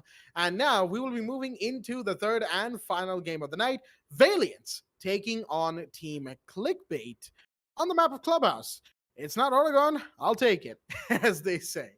But Clubhouse is going to offer some interesting plays as well. After all, CCTV, and you have gym bedroom. That's not picked often, but some teams do like to go there first to throw their team, to throw their opponents off. Maybe Valiance might try that. Maybe Clickbait might try that. Valiance are defense first, of course, so we'll see whether or not they do. But before that, we've got the teams ready and waiting, and it seems like we might go into the match soon. So before we do, Baba Gusta, what are your predictions for the match we've got on hand? Well, Jack, to start off, I'd say that Valiance was looking very confident in the previous match. So I'm just going to say that, Valiance can have what it takes to take out Clickbait. Although it's been a while since I've seen Clickbait, perform. I did see them perform in the previous series. It's just that we don't get to see Clickbait being played quite a lot often, especially on the stream matches. But finally, we have found it. We've got them. And now we're just trying to see whether if Clickbait has got what it takes to take out Valiance. It's not going to be an easy job for Clickbait to be taking out Valiance like that, because knowing that the map being on Clubhouse, it's going to be a tough work for both these teams to contest. And not to mention Valiance, I believe, who are still confident in bringing out Clubhouse. I've seen that they always go according to the books. I mean, like when I say according to the books, they just always focus on towards the objective rather than picking out the roamers first in the early and mid phase. It's just a random, like normal drone works in the early phase. They just open up the walls and just go in and head in for the plant. Although if Clickbait does realize the situation, and if they do adapt the situation that Valiance has been going through, maybe we might see Clickbait make an impressive performance in the first half. But we're about to find that out as we proceed to the ban phase immediately. So without having any further delays, we'll just proceed to match number 3, Clickbait versus Team Valiance, the map will be on Clubhouse. Without having any further delays, we will proceed to the ban phase and see what kind of operators that these two teams are going to ban. To start it off, I'd say that it's going to be a Thatcher ban. Easier said than done. Just like I said, it's not even a prediction at this point. Everyone doesn't want to play Thatcher at this point. Even though, even if Thatcher isn't been banned, you will still see players not bringing in Thatcher, especially on the attack sides. That's how Thatcher is right now. It's just very sad to see him, being 100% banned in every single map. But started off with another ban on the side of Team Clickbait. They will ban in the Jackal. Obviously, they don't want those free information being given, especially if the roamers wants to roam freely. That's quite a useful operator. But this ban though from Team Clickbait banning out the Jaeger is going to put an interesting stop to it. Yes, you have those ADSs, which is very powerful, especially in towards the garage catwalk side. That's mainly where the Jaeger's ADS has been placed, but then that means you have to bring in the Womai instead. So the last ban will be none other than Valkyrie, which means Kaid is still, Kaid is still available. You have those electro claws. You have two electro claws which can be placed, one from CCTV, the second from garage. You have a very good foundation in towards garage hold. But we'll see what's going to happen next. And also, hey, hello from Teddy Oi. But for now, let's just introduce the rosters on the side of Team Clickbait. We have Teddy Oi, Arfat, Dead Inside, Kingslayer, and Gunmaker. And on the side of Team Valiance, we have Killin, Nippon, Flickshotter, Kingslayer, and Dibjol. With the first side being on second floor CCTV. 6 picks will come in from Kingslayer as he switches from the Sophia to the Iana. From Kingslayer, Killin switching from the from the Mute to the Bandit. And when I was about to say we're going to start off the match, we unfortunately have to go in for a pause because Teddy Oi has asked for it. I believe Dead Inside had some issues to deal with. So yes, we are back from the caster scam again. It's just some issues that Clickbait needs to deal with, and when they do, we will definitely not waste any time and proceed to map Clubhouse. So I was actually getting very excited from with all the ban phase that has happened. Jaeger ban from Team Clickbait, which will force the defenders to bring in Womai from That's that's a quite very the interesting one. pick. Yeah, that is an interesting pick, Jack, and I believe they mainly did that so that they could start throwing out flashbangs and then try to use that grenade in the end so that they can eliminate the last players. But with Kaid being in play, placing those two electro claws into his garage is the most best counters that you can ever do at this point, because that would delay the push into his garage and you would force to bring in an operator like a Twitch, a shock drone, to destroy those important utilities. But for now, we'll just head back. The players are in, and without any further delays, we will head in to the first round, the side being on CCTV, and I give my mic back to Jack. Well then, looks like we had a just a tiny little delay, as it were, going into the first round. But don't worry, folks. Everybody's here. Everybody's ready. Everybody is gaming, as they say. Okay, let's not get too ahead of ourselves here. But it is going to be a very interesting match indeed. Now, Valiance, of course, we've known them for some time now, right? And here they are once again in the second round of the quarterfinals. Well, the second quarterfinals of that. So, unfortunately, that already implies that wow, all right then, that their journey in the first quarterfinals qualifiers didn't really go all that well, and here they are once again. Clickbait, on the other hand, they faced off against EXT in the previous qualifiers in round 3. At that, unfortunately, they kind of got ended, if you will, and Extraordinaire just came out swinging after the first 3 rounds, gave Clickbait a run for their money, and sent them into qualifier number 2 to try again. Now, whether or not they're able to topple the Valiance, of course, is a question that I believe we were thinking about even before the qualifiers, the second qualifiers itself began, because, They are a good team. Clickbait are a pretty good team. You see that roster over there. Teddy, Fad, Gunmaker, Kingslayer, Dead Inside. They can perform really, really well for the team as and when required. And on the other side, Valiants as well are a team that do really well on a good day. So if both teams are having a good day, well, then things are about to kick up into high gear as Dead Inside has found Kingslayer for the first kill of the round.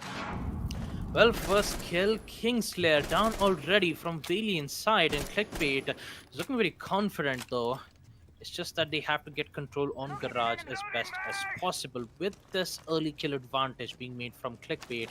And Arfat, who is definitely not wasting any time to proceed in towards logistics, but Flickshorter is currently in towards Jim. He's just making sure that none of those push will not happen. And look at that, Killen comes in right out of nowhere to take out Teddy. That's a big drop coming in. That's the Hibana taken care of, and another beautiful run from Flickshorter to take out Dead Inside. He was about to look at the player into his roof side, but no, Arfat is already into that specific spot, and Kingslayer comes with a grenade to take out Nippon. And now the ball is in the court, as Jack would always love to say, in Clickbait side's favor, Jack. And at this point, for a moment when I thought that Valiance had that up, for a moment that when I saw Valiance having that upper hand in the in the man-count advantage, Clickbait has certainly got it back under control. That they have, despite losing a body to a trade, as Killen goes down in the meanwhile. DBNO, mind you, as Dipjo comes in, he's found one. Can he find two? Yes, he does. Can he find three? He swings around, doesn't quite. Rhino comes out, and it's a 3K. Dipjo once again. Oh, I was about to talk about him when we resumed talking, but oh man, Dipjo, this is why you watch the Valiants. This one player has given them so many rounds by sheer force of will, commitment, and absolute amazing play. As that 3K, that was effectively a 1v3 as well, with Killen down on the ground. Oh, Valiants barely make it out of round one alive as they take the first one, all thanks to Dipjo, mind you. And that is going to put them up with their first round on board going into round number 2. Well, that 1v3 clutch from Dipjo surely made Valiance's day happy, because that first round was a very chaotic round. I'm not going to lie. The run out from the Melusi to take out the player from CCTV window. Forgot that the Maverick was in towards logistics. He just immediately dropped down, rushed in, and took out the player from the second floor gym window, who had so much opportunities. And also not to mention the man-count advantage is still in favor of Team Clickbait, and Dipjo out of nowhere in towards CCTV picks out 3 of the players on the side of Valiance. Actually, from Clickbait, Valiance, man, what a round there on in the first round itself. The second round that they'll be defending will be none other than Basement Church and Arsenal Room. Now, you still have the Aruni Surya gates, should be placed in towards the hatch of Kitchen, which is a very important one, to be honest, because every single time when we see a site being played from Basement Church and Arsenal Room, the attackers always go in for a drop from Kitchen hatch so that they can go in for the plant. Of course, in order to do that, you need to have control on tunnel, maybe on main stairs, and also opening up the hatch in towards the moto hatch so that you can be able to have a good amount of information and also good amount of cover into a church side as well. So having that, angles being covered up, you just need to do that work first. Then and only then the drop from Kitchen hatch will commence. Talk about Kingslayer, currently the one who is roaming around the site on second floor kids, and Dipjo just patiently waiting to see the Maverick's head, especially when he's trying to do his job on opening up the hatch into his kitchen. Now the C4 will come in from Flickshorter, a pre-placed C4 that detonates, and Arfat goes down. And guess what? The hatch isn't been opened up yet. Not good at all. And Kingslayer, man, this is huge. This is so huge for Valiance. Kingslayer goes down, immediate control on stocks. And now he just falls back in towards the blue side, whereas Killen comes in with yet another kill to take out Dead Inside. 3v5, and Clickbait is starting to have a lot of issues. Flickshorter with another kill to take out Arfat in towards Kitchen. And now it's just 2 players left on the side of Team Clickbait. Teddy needs to be worried about multiple angles. They have to worry about roamers. They have to worry about Kingslayer. Here on the side of Valiance, not looking too good. Not looking too good at all Talk about Teddy, who's made some amazing performance. You know, playing as the heart breacher and also fragging both at the same time. It's definitely not an easy thing to be doing both, work, doing two jobs at the same time. But with a minute left, it's a 2v4. Will Clickbait succeed, or will Valiance get another round? To be perfectly fair to the side of Clickbait, I don't think they quite expected that sort of aggressive play at that from the side of the Valiants. As, like we said, the aggression worked out for them very well as Flickshutter, there we go, he's got to find Gunmaker, and Dibjol finally comes in, finds Teddyoy, finishes off the round. Oh dear me, a little unfortunate, quite indeed, from the side of Clickbait, completely caught unawares by, of course, Kingslayer, Valiance's Kingslayer being above. And after getting blindsided like that, there's only so many ways you can go. The round recovery is still possible, but after losing 3 bodies, to the vertical at that, there's not much room for recovery, I'll tell you what. And some good shots being fired by the Valiants in the meanwhile. Mind you, Flickshotter, Kingslayer, and of course Dibjol for the final kill. You always love to see it. On the side of Clickbait, however, I have to say they're gonna have to be a little bit more careful, and they're gonna have to be all present a little earlier than they ended up being in the round. As once Valiants had those 3 early kills, all they had to do was sit back, relax, chill out in sight, play a round of guess the movie or something, and then finish off the round as it were, just done. You just come in, get killed, there you go. And it is very, very clear that first round, they were definitely not feeling it on CCTV, but Dibjol's 3K clutch right there definitely got their morale up, gave them a big boost in confidence, and the results are clear to see for everyone in the stream right now. They are now quite literally here to win, as they should be. On the other side, like we said, Clickbait, you gotta step it up. You gotta be a little bit more forthcoming about your situations. If not, then you will get taken down again and again, if not in the same fashion. Adaptations, of course, are something Clickbait does quite well, but Dibjol, it's him. He started up again as he finds one, and that too on main stairs window. Are you kidding me right now? Main stairs window, ladies and gentlemen. That is where he just got that kill from. You do not contest that angle unless you are supremely confident in your weapon skills. And Dibjol has every right to be confident in his weapon skills. There comes Killen with the second one, dead inside of the board. And once again, it's from main stairs window. Will there be a third? Maybe. Killen, he's peeking. He knows someone's there. Sees the shadow, gets the head. Teddyoy off the board. Breach is happening. Killen approaching. He's close. He's gonna see him. He does. He's gonna get the kill. No, unfortunately, caught switching. He will be taken care of. As in the meanwhile, Kingslayer was taken care of. Killen has been downed. So a little bit of a shakeup right there. As Gunmaker will find Dibjol. All right, kills coming out. And Clickbait are bringing it back for themselves. Well, this is the mistake that Clickbait was waiting for. They really can pull this round off. All they have to do is just head into a second floor gym and going for the plant, but that's exactly where Flickshotter is. Talk about Nippon in towards logistics. All they need is one good information from the attack drones to give them that information, and a path going to tack some damage to Nippon towards the jacuzzi place. And now it's just waiting game for Valiance as they're patiently waiting for Clickbait to do their work. Smoke gas canisters will come in from Flickshotter, which will succeed in blocking off the push in towards the hallway side. Now this is going to put in a very difficult place because the C4 will come in from Nippon to take out Gunmaker, and our Farth is the last man standing in towards the jacuzzi side. Now he will deal some damage to Nippon, but that C4 play though from Nippon is going to put a lot of that's going to put a dent on Clickbait's attack, that is for sure. The execute will happen, the push will come in, and Nippon comes in with the final frag, pushing, killing the final player on the side of Team Clickbait.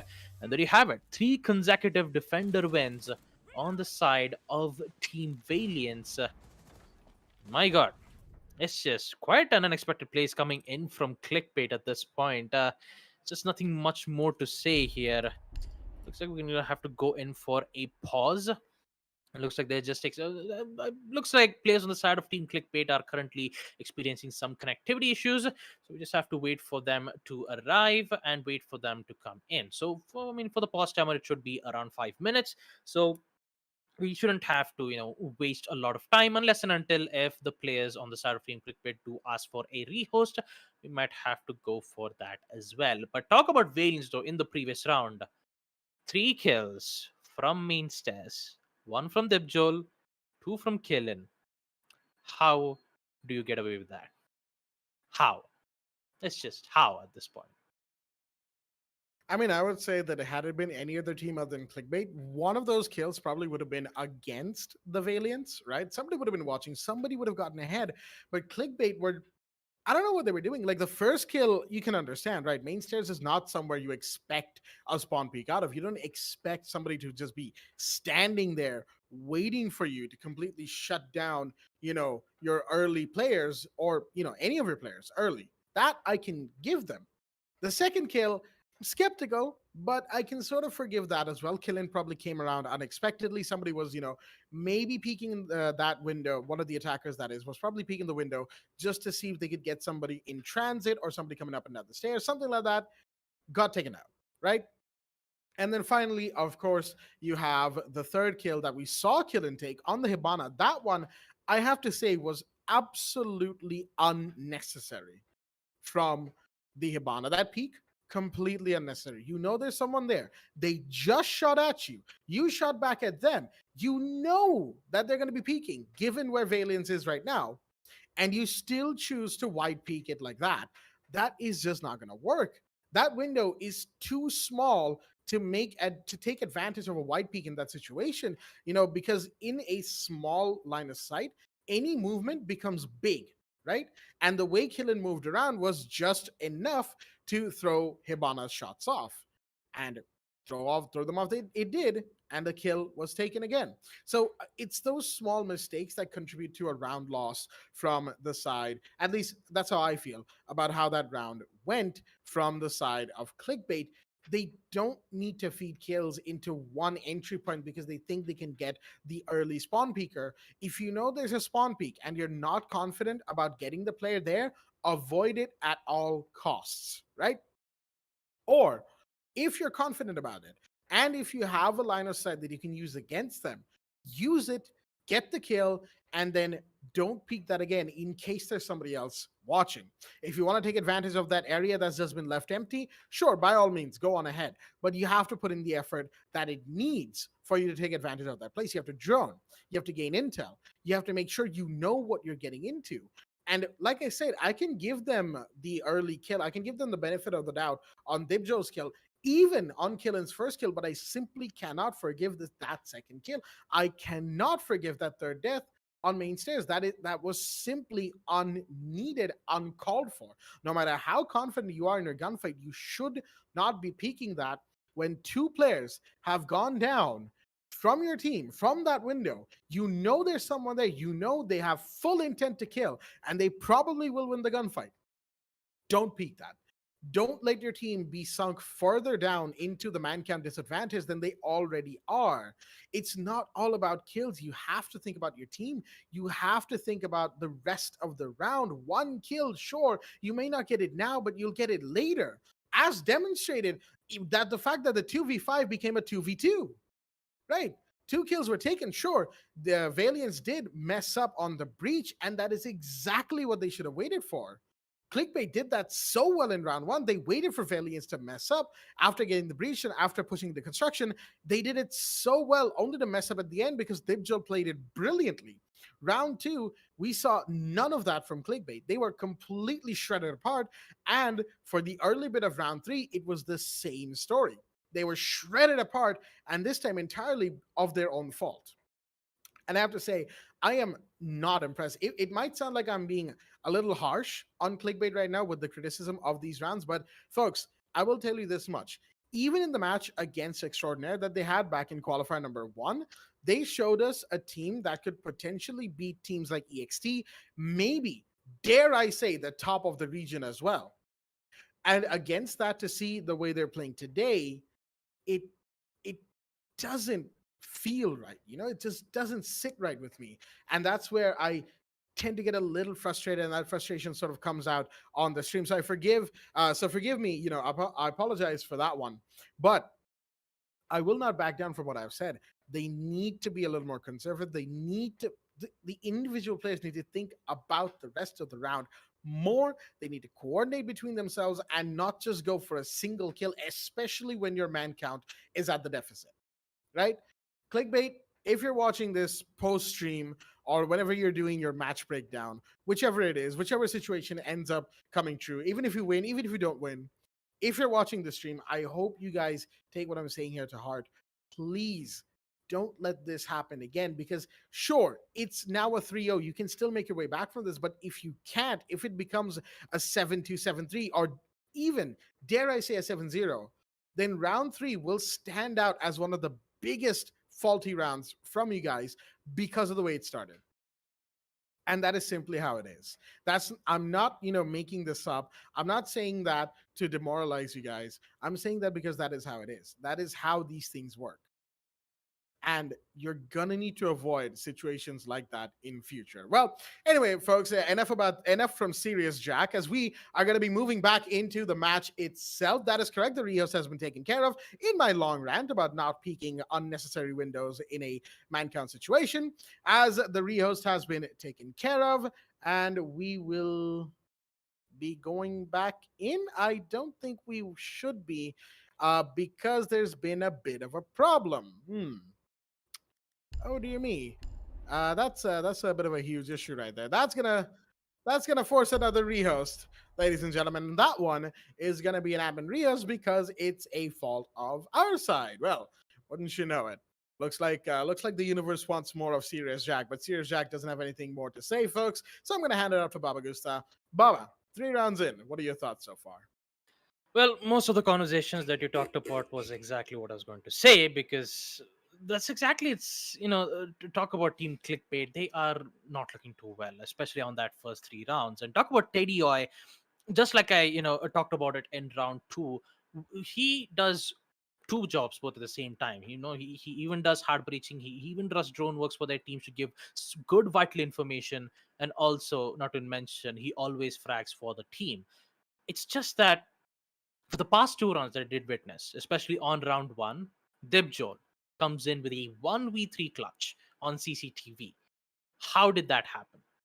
How did that happen? I have no idea on what exactly Buck was doing at that point. He was out in the open area. He wasn't even taking cover right from the entrance, right from the doorway side of construction.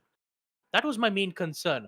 Why did that happen? Why did they lose that 1v3? Why did you let Dibjol, who had only an MP5K, didn't had any utilities whatsoever, clutches out a 1v3 just by using gunfights? It's like Clickbait should have coordinated this. They should have thought this through. They could have just prioritized into going in for the plant, but evidently we did not get to see that. And talk about Team Clickbait, they did the same mistake on round 3 as well, right from the main stairs. Jack already talked about it, so I'm not going to talk about it more than much. But yeah, Clickbait, it's just like whatever I had to say, Jack has already been said, so I'm not going to be harsh about them. It's just that we've seen Clickbait made some amazing plays. I'm not going to lie. It's just that I believe in the first half it's not their lucky day, I guess. That's my main point. But other than that, I would say Valiants, they're looking so strong. I mean, Debjol already with the 1v3, and also he's been packing quite a punch. I mean, he's fragging quite a lot in those past 3 rounds. 3 defender wins consecutive is not an easy task for Team Clickbait to come back. And talking about Clickbait, who did in fact didn't get to win those 3 important rounds, they have to make up in the next 3 rounds, which is going to happen in round 4 to round 6. So the only thing that I can say from them is that from early to mid rounds, we have no issues from it. They just have to worry about some, you know, rumors, I would say. Yeah, I could say from rumors, especially from the Melusi, the second floor gym window. Yes, we did get that good recovery being made from Team Clickbait. I believe that they have to fix out on the late rounds, I guess. I mean, like, I don't have anything else, much else to say, Jack. I mean, like whatever else you said, you already said it through.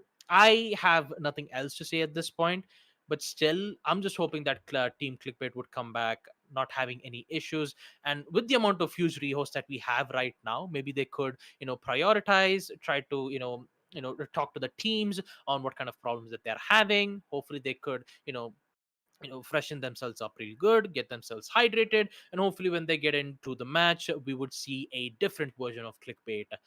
That's all I can say at this point, Jack.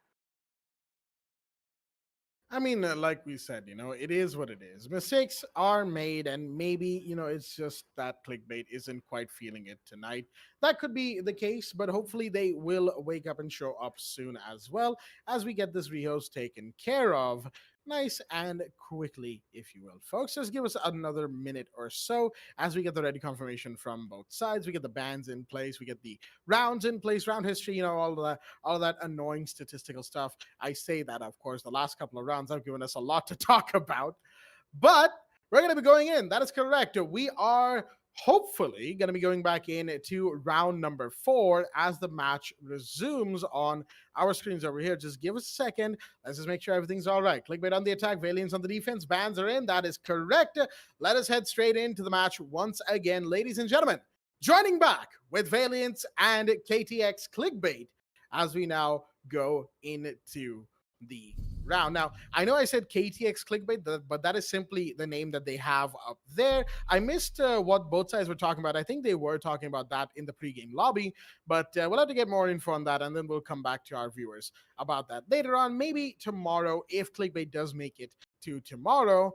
And if Valiants go to tomorrow, well, of course, that's a conversation we'll have when we get there. Until then, folks, round number 4 on CCTV and Cash Room coming up from Team Valiance. Yep, there we go. The moment of truth. The Team Clickbait can make a comeback at this point. For now, we'll see Kingslayer bringing in Thunderbird, having a total of 3 corner stations, which will be placed in towards Garage, which means expect a lot of aggressive peaks on Garage Place. Now, talk about operator holdups. I'd say that Flickshot, the one who's bringing in the Kaid, will place 2 of those Electro Claws, maybe one from CCTV and the other from construction. And talk about Melusi on that first round. I believe that was either Flickshot or Dibjol, because in the previous round you see one particular roamer who was roaming in towards second floor logistics and gym, and he was particularly mainly the one who had information saying that there was one player right outside CCTV window. Now, with the action phase coming in, and with Arfat exactly knowing that there is one spawn peak right from the windows of blue, that should be none other than Killen, who is currently from that specific spot. Gunmaker will use his exothermic charge to open up Garage. Very interesting, because most of the time you'd see an Ex-Kairos spell that's being used just to make an angle, but they're making a decision to just get inside Garage, which means that Valiance needs to worry about 2 angles. One from the breach, one from the entrance. Now things will be a bit difficult, and Clickbait losing so much drone works, and Dibjol definitely erasing a lot of information towards the site itself is going to cause a lot of problems for them, because at the mid rounds, not having any information means a lot of advantage for Valiance. Now we will see the Maverick use his breaching torch, followed up with the grenade to take out the Kaid's Electro Claw, which they will succeed. Arfat, my goodness, so much damage being dealt around, and look at that, Flick Shotter comes in with the headshot to take out Kingslayer. And look at that, the amount of damage that the attackers have dealt with. It immediately gets, taken back thanks to Thunderbird's corner station. This is actually huge here for Valiance, but Teddy, I might have something else to say by taking out Nippon. Immediate control in towards construction is exactly what they need, and opening up the wall in towards construction is going to put Clickbait in a very good mood. That it will. A good position on construction is something that they desperately need right now. Clickbait needs something to go their way, and that first kill on Nippon might just be the setup for that. Dead inside, all right. Interesting way to get that breach done. And it will be taken care of as the main CC wall has been reached. As in the meanwhile, Construction wall is being breached as well. Killen has seen this. That Thunder position not looking so good now, but there comes in Dibjol, finds Gunmaker. That's one more off the board for the attack. Clickbait once again in a bit of a bad position. Our Foth low. Teddy Oi taking damage, but he wins the fight against Killen as Dead Inside is so low now. Killen pushed out and was aggressive on that, understandably so. Kingslayer in bottom garage. Looks like he might have, he's thinking that there's somebody there, but so far there doesn't seem to be, as Afath wants to push in. Do they have the diffuser, though? I'm not seeing it. I'm not sure where the diffuser was dropped. As shots are fired, Dibjol, in the meanwhile, finds Afath, and that's going to leave only the Hibana and the Ash alive. Teddy takes damage from a C4 from below, I believe, as Dead Inside will find Kingslayer. That's a big drop, but here comes a Dibjol with another one! It's Dibjol all over the place. He doesn't need to go out of garage at all. One after the other, after the other, after the other. It is this Wamai making short work of Team Clickbait, that is for sure. Not even a clickbait at that, folks, as Valiants will go 4-0 up. Once again, CCTV not proving to be their best site. Admittedly, it does not matter, as they will win rounds swimmingly and head towards Basement Church and Arsenal Room for the 5th round. Boy, that was not good. Not good at all for Team Clickbait. And look at that. Like, you even saw the smoke use the drone holes, knowing that the Maverick would, still be using, his grenades to take out that Electroclaw. Use that opportunity, dealt so much damage. Not just that, they even got the kill thanks to Flickshot with that beautiful headshot in the beginning of the early round. And now they've made a decision to go back to Basement Church and Arsenal Room. Is this advisable for Valiants? Actually, it is, because they've won 4 defensive rounds back to back, and Team Clickbait has nothing else to answer for. Again, I have nothing else to say at this point. I mean, Clickbait, they have to do something at this point. I mean, talk about the bright sides. Clickbait, the coordination-wise that they've made on the previous round was on point. They still didn't get the control on Garage Catwalk, which mainly let Valiants win most of their rounds. Not to mention, the diffuser was been dropped right from CCTV balcony, so they had to go in for the frags. Unfortunate that they couldn't get to win most of their gunfights at the end in the previous round. So hopefully they will be able to win some with Dead Inside, definitely not wasting any time in towards the strip club, slowly making his way in towards the pool table and hopefully get the control from the main stairs. Now our path will make some holes in towards the tunnel so that the attackers could hold an angle, while Arfat will be mainly busy opening up the walls and getting an access in towards tunnel entrance. Easier said than done. Shouldn't be much of a problem. It's just going to be a crouch peek. And now the rest of the breaching torches would be mainly used to open up the hatches on kitchen, knowing that you have to deal with the Kite's Electroclaws. Again, the Excaros pellets will be used to open up the hatches in towards Stock, and Gunmaker definitely not wasting any time at all. The same thing gonna be said to Dead Inside, though, because he's been taking quite a lot of damage right from the main stairs. But look at that, the angle has already been done. Now they just have to worry about getting 1 or 2 kills on Valiant's side so that they can be able to proceed towards the hatch. But look at the angle being made from Dibjol. Not again. Gunmaker goes down, which would force yet another player to push in towards tunnel to hold an angle. And now Clickbait has lost yet another player in the early round. Make that another, as Kingslayer takes out Killen, equalizing it 4-4. That was a much-needed trade, I'll tell you what, as Killen is now off the board. They've just taken a little bit of damage as well, so has Dead Inside. So it's not like both sides have a disparity in their health pools. Flickshotter, he's going to see that grenade coming in. That's going to take a Dibjol. But here's Flickshotter. He was watching that door like a hawk, and Dead Inside misses the Kaid. Oh, dear me. Our Foth goes down, and no one to trade him as well just yet. 3v3. C4 goes out from Kingslayer. He's going to have to hold on to that for just a quick second. They're still watching dirt, as Nicho's pushing up very aggressively. Will he get the Ash? Yes, he does. Element of surprise.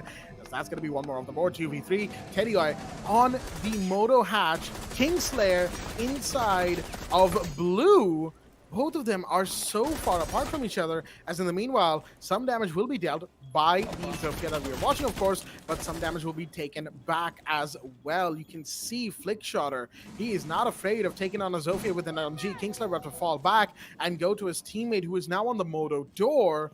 Not sure if Flickshotter knows this or if Kingslayer knows this. They're expecting a push from elsewhere, and Kingslayer is actually coming in towards that. Wait a minute, that C4 is going to come in handy in just a quick second here. As we have the concussives coming in, we have the nades coming in, everything's coming in. Kingslayer, will he hear the C4?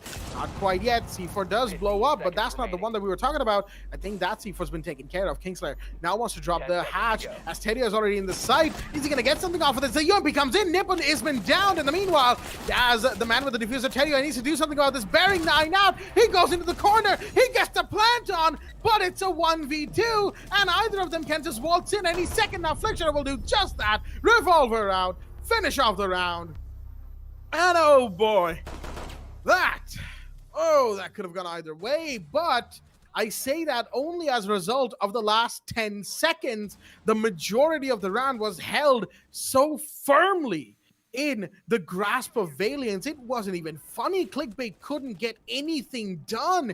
They were trying so hard, and yet could only go so far. Round 6.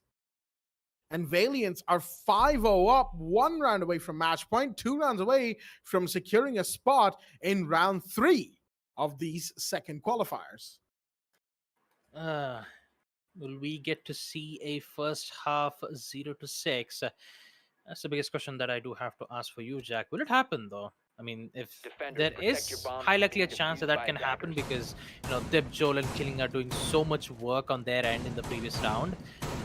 Clickbait, they've almost had the drop. I'm not gonna lie. Basement Church was entirely uncontested. You even had Teddy Oi, who was slowly making his way in towards Church control. If there was yet another player from that main stairs, and if the tunnel didn't get dropped off as quickly as you'd expect, Clickbait might have had the chance, to bring this match back up, but unfortunately it could not. Looks like Valiance are in it to win it again. Like we even did get to witness the same thing in the previous round, where they made 7-0 against Rogue on the previous match as well, right? Yeah, I hope I said that right. I mean, Valiance went 7-0 against Team Rogue on map Clubhouse, and looks like this might be a same repeat. But it's the only difference is that it's going to be a different opponent this time, because it's going to be Team Clickbait. Although not looking too good on their account, and hopefully they are going to, step up the pace this time. And talking about Kingslayer already getting control in towards Garage, they have the information that one of the players is in towards CCTV, and look at that damage being dealt around, and that inside will gladly get that kill, taking out Dip Joel in towards CCTV. Valiance will currently be the one who's going to lose one of their players, especially on a site like second floor gym and bedroom, the same site where it did get to witness 3-player downed right from the windows of main stairs. And now Clickbait definitely not wasting any time. They had good information saying that Dipjol was in CCTV. They picked them out quite well. I wouldn't say quite well. They did it really good. And now they just have to focus on getting control on second floor gym. They have to focus on taking out the trouble shield. The jacuzzi wall has been opened successfully. And now, with Dipjol taken care of from CCTV, there is a confirmation saying that they will push in towards construction. Arfat, on the other hand, will take a lot of damage, and Teddy Hoy will be holding an angle right from second floor bedroom. Now, this is a very important angle, and he will miss that, giving Kingslayer the opportunity to take out Gunmaker and Kingslayer both at the same time. Oh boy, not looking too good. He will get the kills nonetheless, and Teddy comes in to take out Flick's shot, confirming the shot as well. Oh my goodness, what just happened? Killing! Very unfortunate for him right then and there. And now Valiance left with just one player, Nippon. Currently in towards the bathroom side, needs to worry about 2 players, and Teddy Oi will come in to take out the final player on the side of Team Valiance. Finally, Team Clickbait will be awake. I would say, not just awake, I would say, awoken. As they'll be able to win second floor, gym, and bedroom. Round 6 will be in their hands. But it is a very tall order for them. Second half, yes, we will see a role swap where Clickbait will be the one on defense. There is highly likely a chance where Team Clickbait might bring this map through. But will it happen, though? That's the biggest question that I have to ask to you, Jack. I have well, many questions, but two questions in specific. One for the Frost, I believe that was Kingslayer. Um, on the breach, right? That's a close range gunfight if the Maverick pushes up, Mhm. right? Frost has a Attackers need to secondary locate shotgun, and defuse right? as many Yep. bombs as they Yep. can. Now, I'll say that the ITA-12S isn't really that good at most ranges. Close range, any shotgun's good, right? Especially Yep. ADS. So, what was Kingslayer doing exactly? Why did he want to run away? I get that your teammate's down. I get that. But at the same time, he's in a bad position, and you have a player actively chasing you. Why would you run away? And secondly, killing. Excuse me? What was that? What was that? Did he not see the prone? Did he miss all of his shots? What happened? 5 seconds to We'll never know, folks. We'll simply never know. Whatever that round was, it simply was what it was, and that's all there is to it. As now on the roll swap, Clickbait have managed to avoid a 6-0 and by extension a 7-0, but they are still, like Baba said, in dire straits as they are 1-5 down. It's a long road for a comeback. As Nippon comes in to breach the garage walls, and Kingslayer will take down Terry using a grenade, and a very, very well-placed grenade at that. That is going to take care of the mute, and the first one is off the board. The Joel just confirming, I think, with that run, that there's somebody on top of garage on the walkway. The Maverick comes in to take care of the meat jammers in the garage walls. Again, these things are what is required from both sides, from the attackers right now, of course, to take care of these walls, to take care of the utility that the defenders have. Clickbait made plenty of mistakes on that front alone, and of course their gunfights left a lot to be desired when they were on the attack. Will Valiant manage to one-up them in that department, take 2 rounds and call it a night? I guess we'll find out as round 7 now approaches the part where CC wall is going to be breached. Well, with those 2 angles being made from Valiance, it's quite interesting to see that they're not going to contest from Garage. You see 3 players in CCTV. Talk about the Thermite not being able to use the extra thermic charge because Flickshotter doesn't have any grenades left. Because one of the grenades was being used to take out Teddy in towards the garage site. And the second one, I believe, got caught off from either the Womai's magnets. So taking out that Electroclaw is going to be a very difficult task, knowing that it is in towards Red Stairs hallway. Now, they will succeed in opening up that particular wall. They just need a soft breach to open it up. But look at that time here. They only have a minute left. The Valiants need to go in for the execute. And looks like execute will come in sooner late than never. And although they still have to be careful about one of the players in towards garage catwalk, because if they don't get that control as soon as possible, you might see Clickbait winning that one. Look at that, another grenade kill. And this time it's from Kingslayer to take out Gunmaker, and Kingslayer is going to go down yet again here. My goodness, what exactly is happening around here? Look at that, Valiance. Yet another swift, clean round. Winning on second floor CCTV and cash room just by pushing in from Red Stairs. My goodness, what exactly is happening around here, Jack? Clickbait is just... They just cannot expect the unexpected. I think it's more of a case of Clickbait just getting caught out in positions that they themselves do not like. Shall we say the grenades? Well, they are just, I can't really say much about them now, can I? Teddy and Gunmaker, oh boy, they'll be regretting their chosen positions for sure, as they were the ones to fall victims to the grenades. As in the meanwhile, Dead Inside Our Fath and Kingslayer, well, there's not much really to say about them now, is there? We didn't see much of a performance from Clickbait in that last round. Sure, their utility was there, their setup was there, they denied a few drones and all of that stuff, but other than that, there wasn't much else from them, you know? All things considered, they had a, a little bit of a, I will say a little bit of an issue, if you will, for themselves. That was their gunfights. I'm not sure about the gunfight selection. I think it's more of the case of that Valiants brought the fight to them. And Clickbait, unfortunately, were probably not ready for it. Not sure why they wouldn't be. They should be, given that they are playing against the Valiants of all teams, and I would be saying the same regardless of what team they were playing against. Clickbait needs to be ready for gunfights. They need to be ready for sudden, pushes. They need to be ready for being droned out. They need to have plans for these situations. And that, of course, needs to be taken into account. You need to try and come up with some sort of contingency, come up with an improvisation that lets you get away with rounds. If not, well, that's what's going to happen is exactly what we saw happen in the previous round. Things did not go well for them, and they got taken out as a result. Valiants right now are sailing strong. With a flawless round to start off on attack, does anyone really think that they won't be very confident? Wait a minute, Killen. He's seen someone towards strip club with that drone of his, and I think that's the visual. That's probably Teddy. But does Teddy know? Whoa there. Okay, that C4 traveled as Gunmaker is going to find one, and a huge one indeed. Kingslayer off the board, as now the spotlight shines on Teddy to see if he can survive the roam clear that should be at the very least coming his way soon, and he will.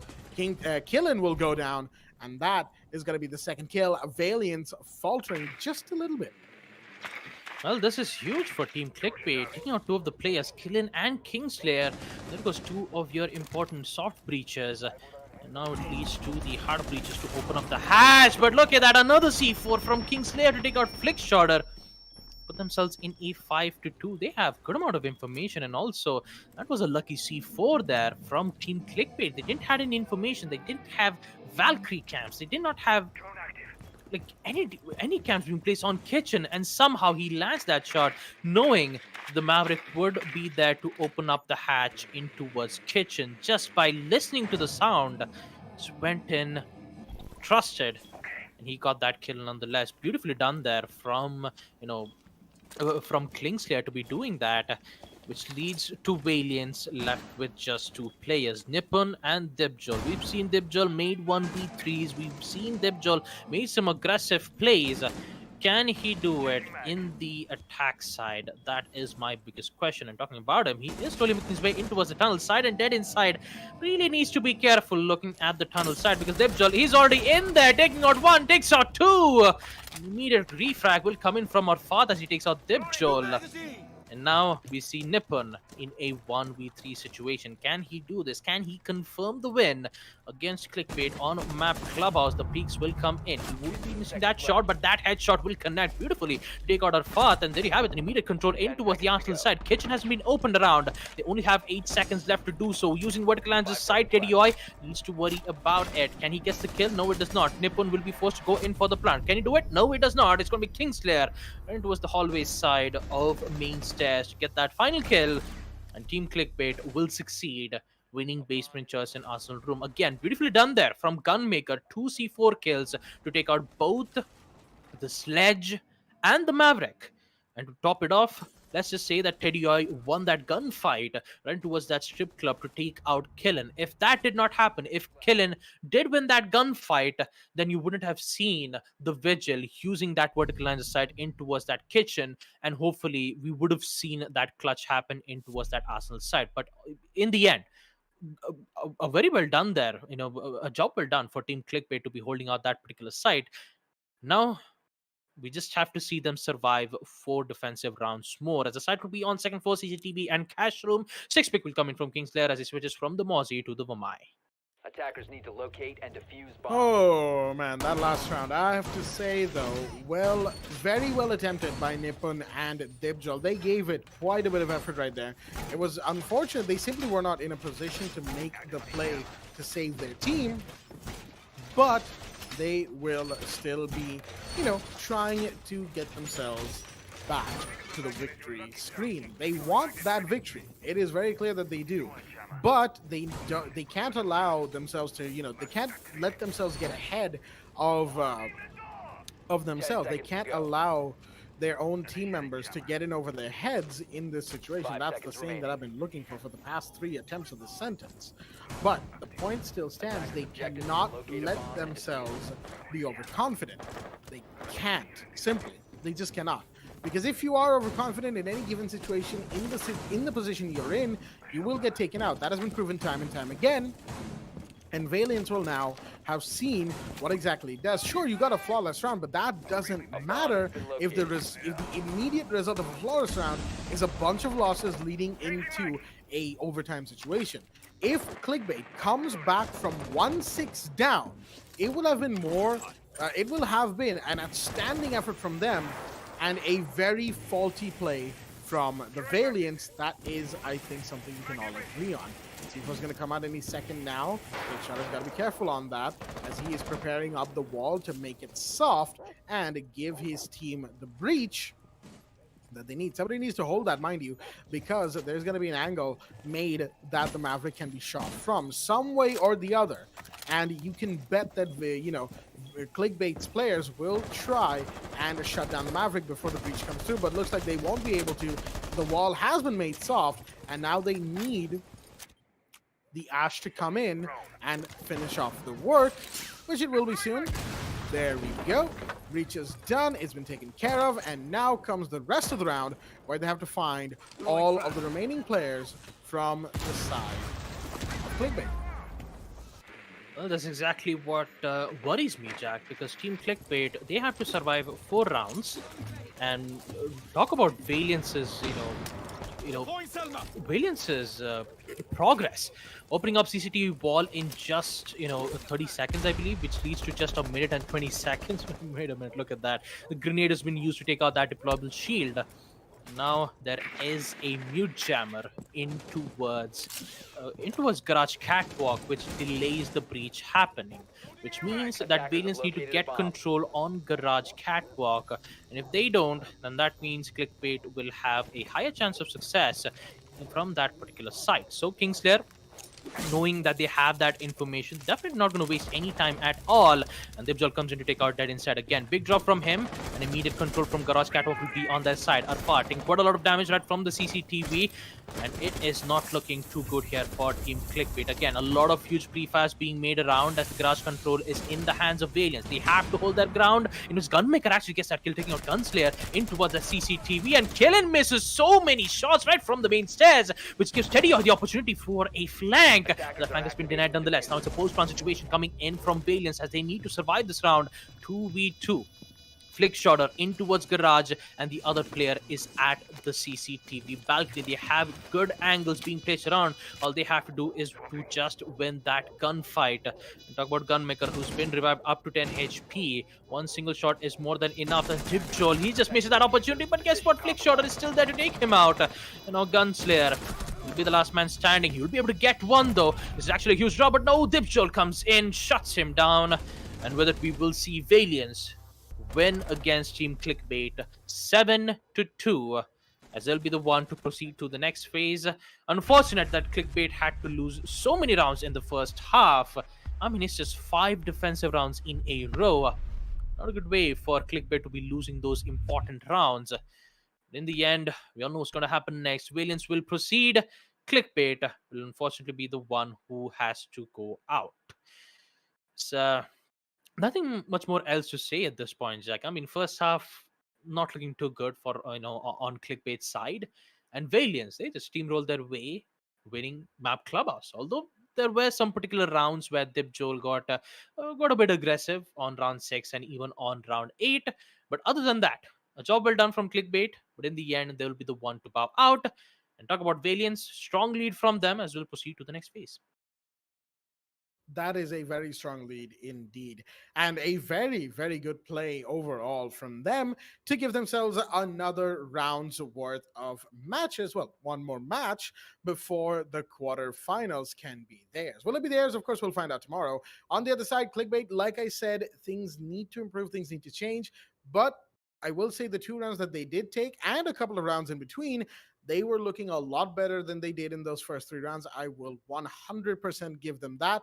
Good improvements done, just a little bit more needs to be done to emphasize on that and get better as a result. Actually, let's go into the highlights and talk about that, those improvements that were needed and were done by the side of Team Clickbait.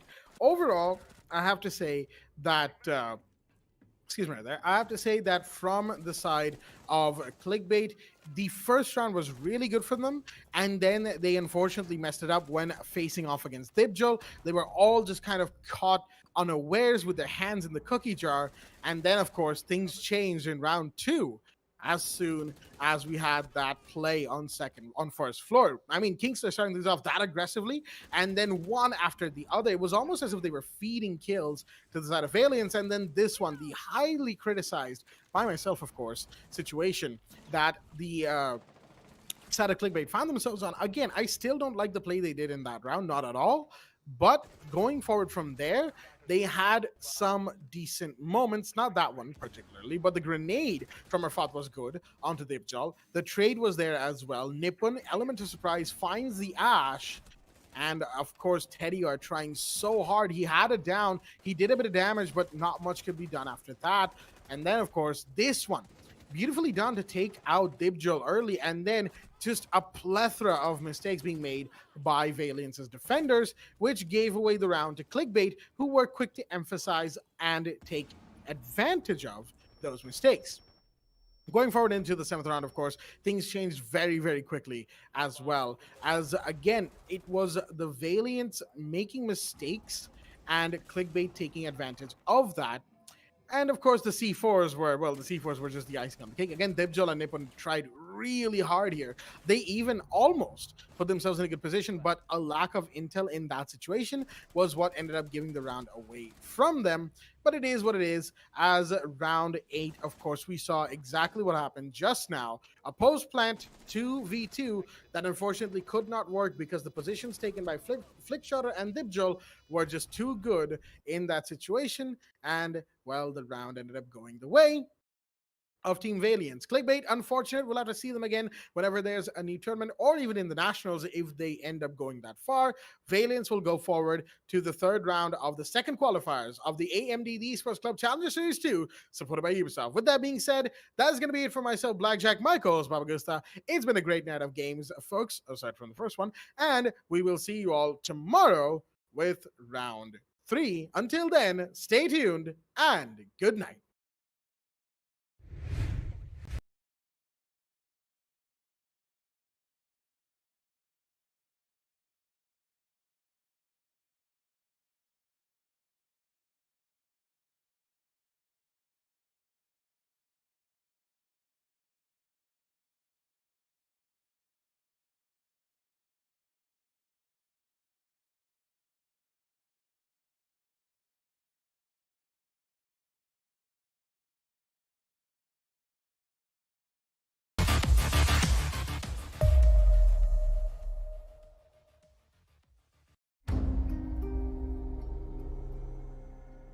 The partnership with AMD has been great. In Far Cry 6, the team has built the most ambitious open world in franchise history, filled with lush tropical environments and decaying urban landscapes. To push the visual fidelity of our game and immersive gaming experience, we've been collaborating with AMD to implement next-gen rendering techniques like DirectX ray tracing and AMD Fidelity Effects features. When implementing these next-gen features, we were challenged because we want the majority of players to have an enjoyable, smooth experience without having to turn their settings down. Using upscaling technology like AMD Fidelity Effects Super Resolution helps us address this problem because it means more players can enjoy Far Cry 6 with their graphic settings cranked up and without compromising frame rate. FSR is a cutting-edge spatial upscaling solution. It's easy to integrate into our development pipeline, and it delivers substantial performance boost while retaining excellent image quality on the highest quality setting. Additionally, we believe AMD's GPU Open and the support for open standards and platforms drive innovation forward. We can't wait until October 7th when players will finally get the chance to see all the hard work we've put into Far Cry 6. It's very exciting that we're getting closer to showcasing to players the game, powered by the latest AMD technologies.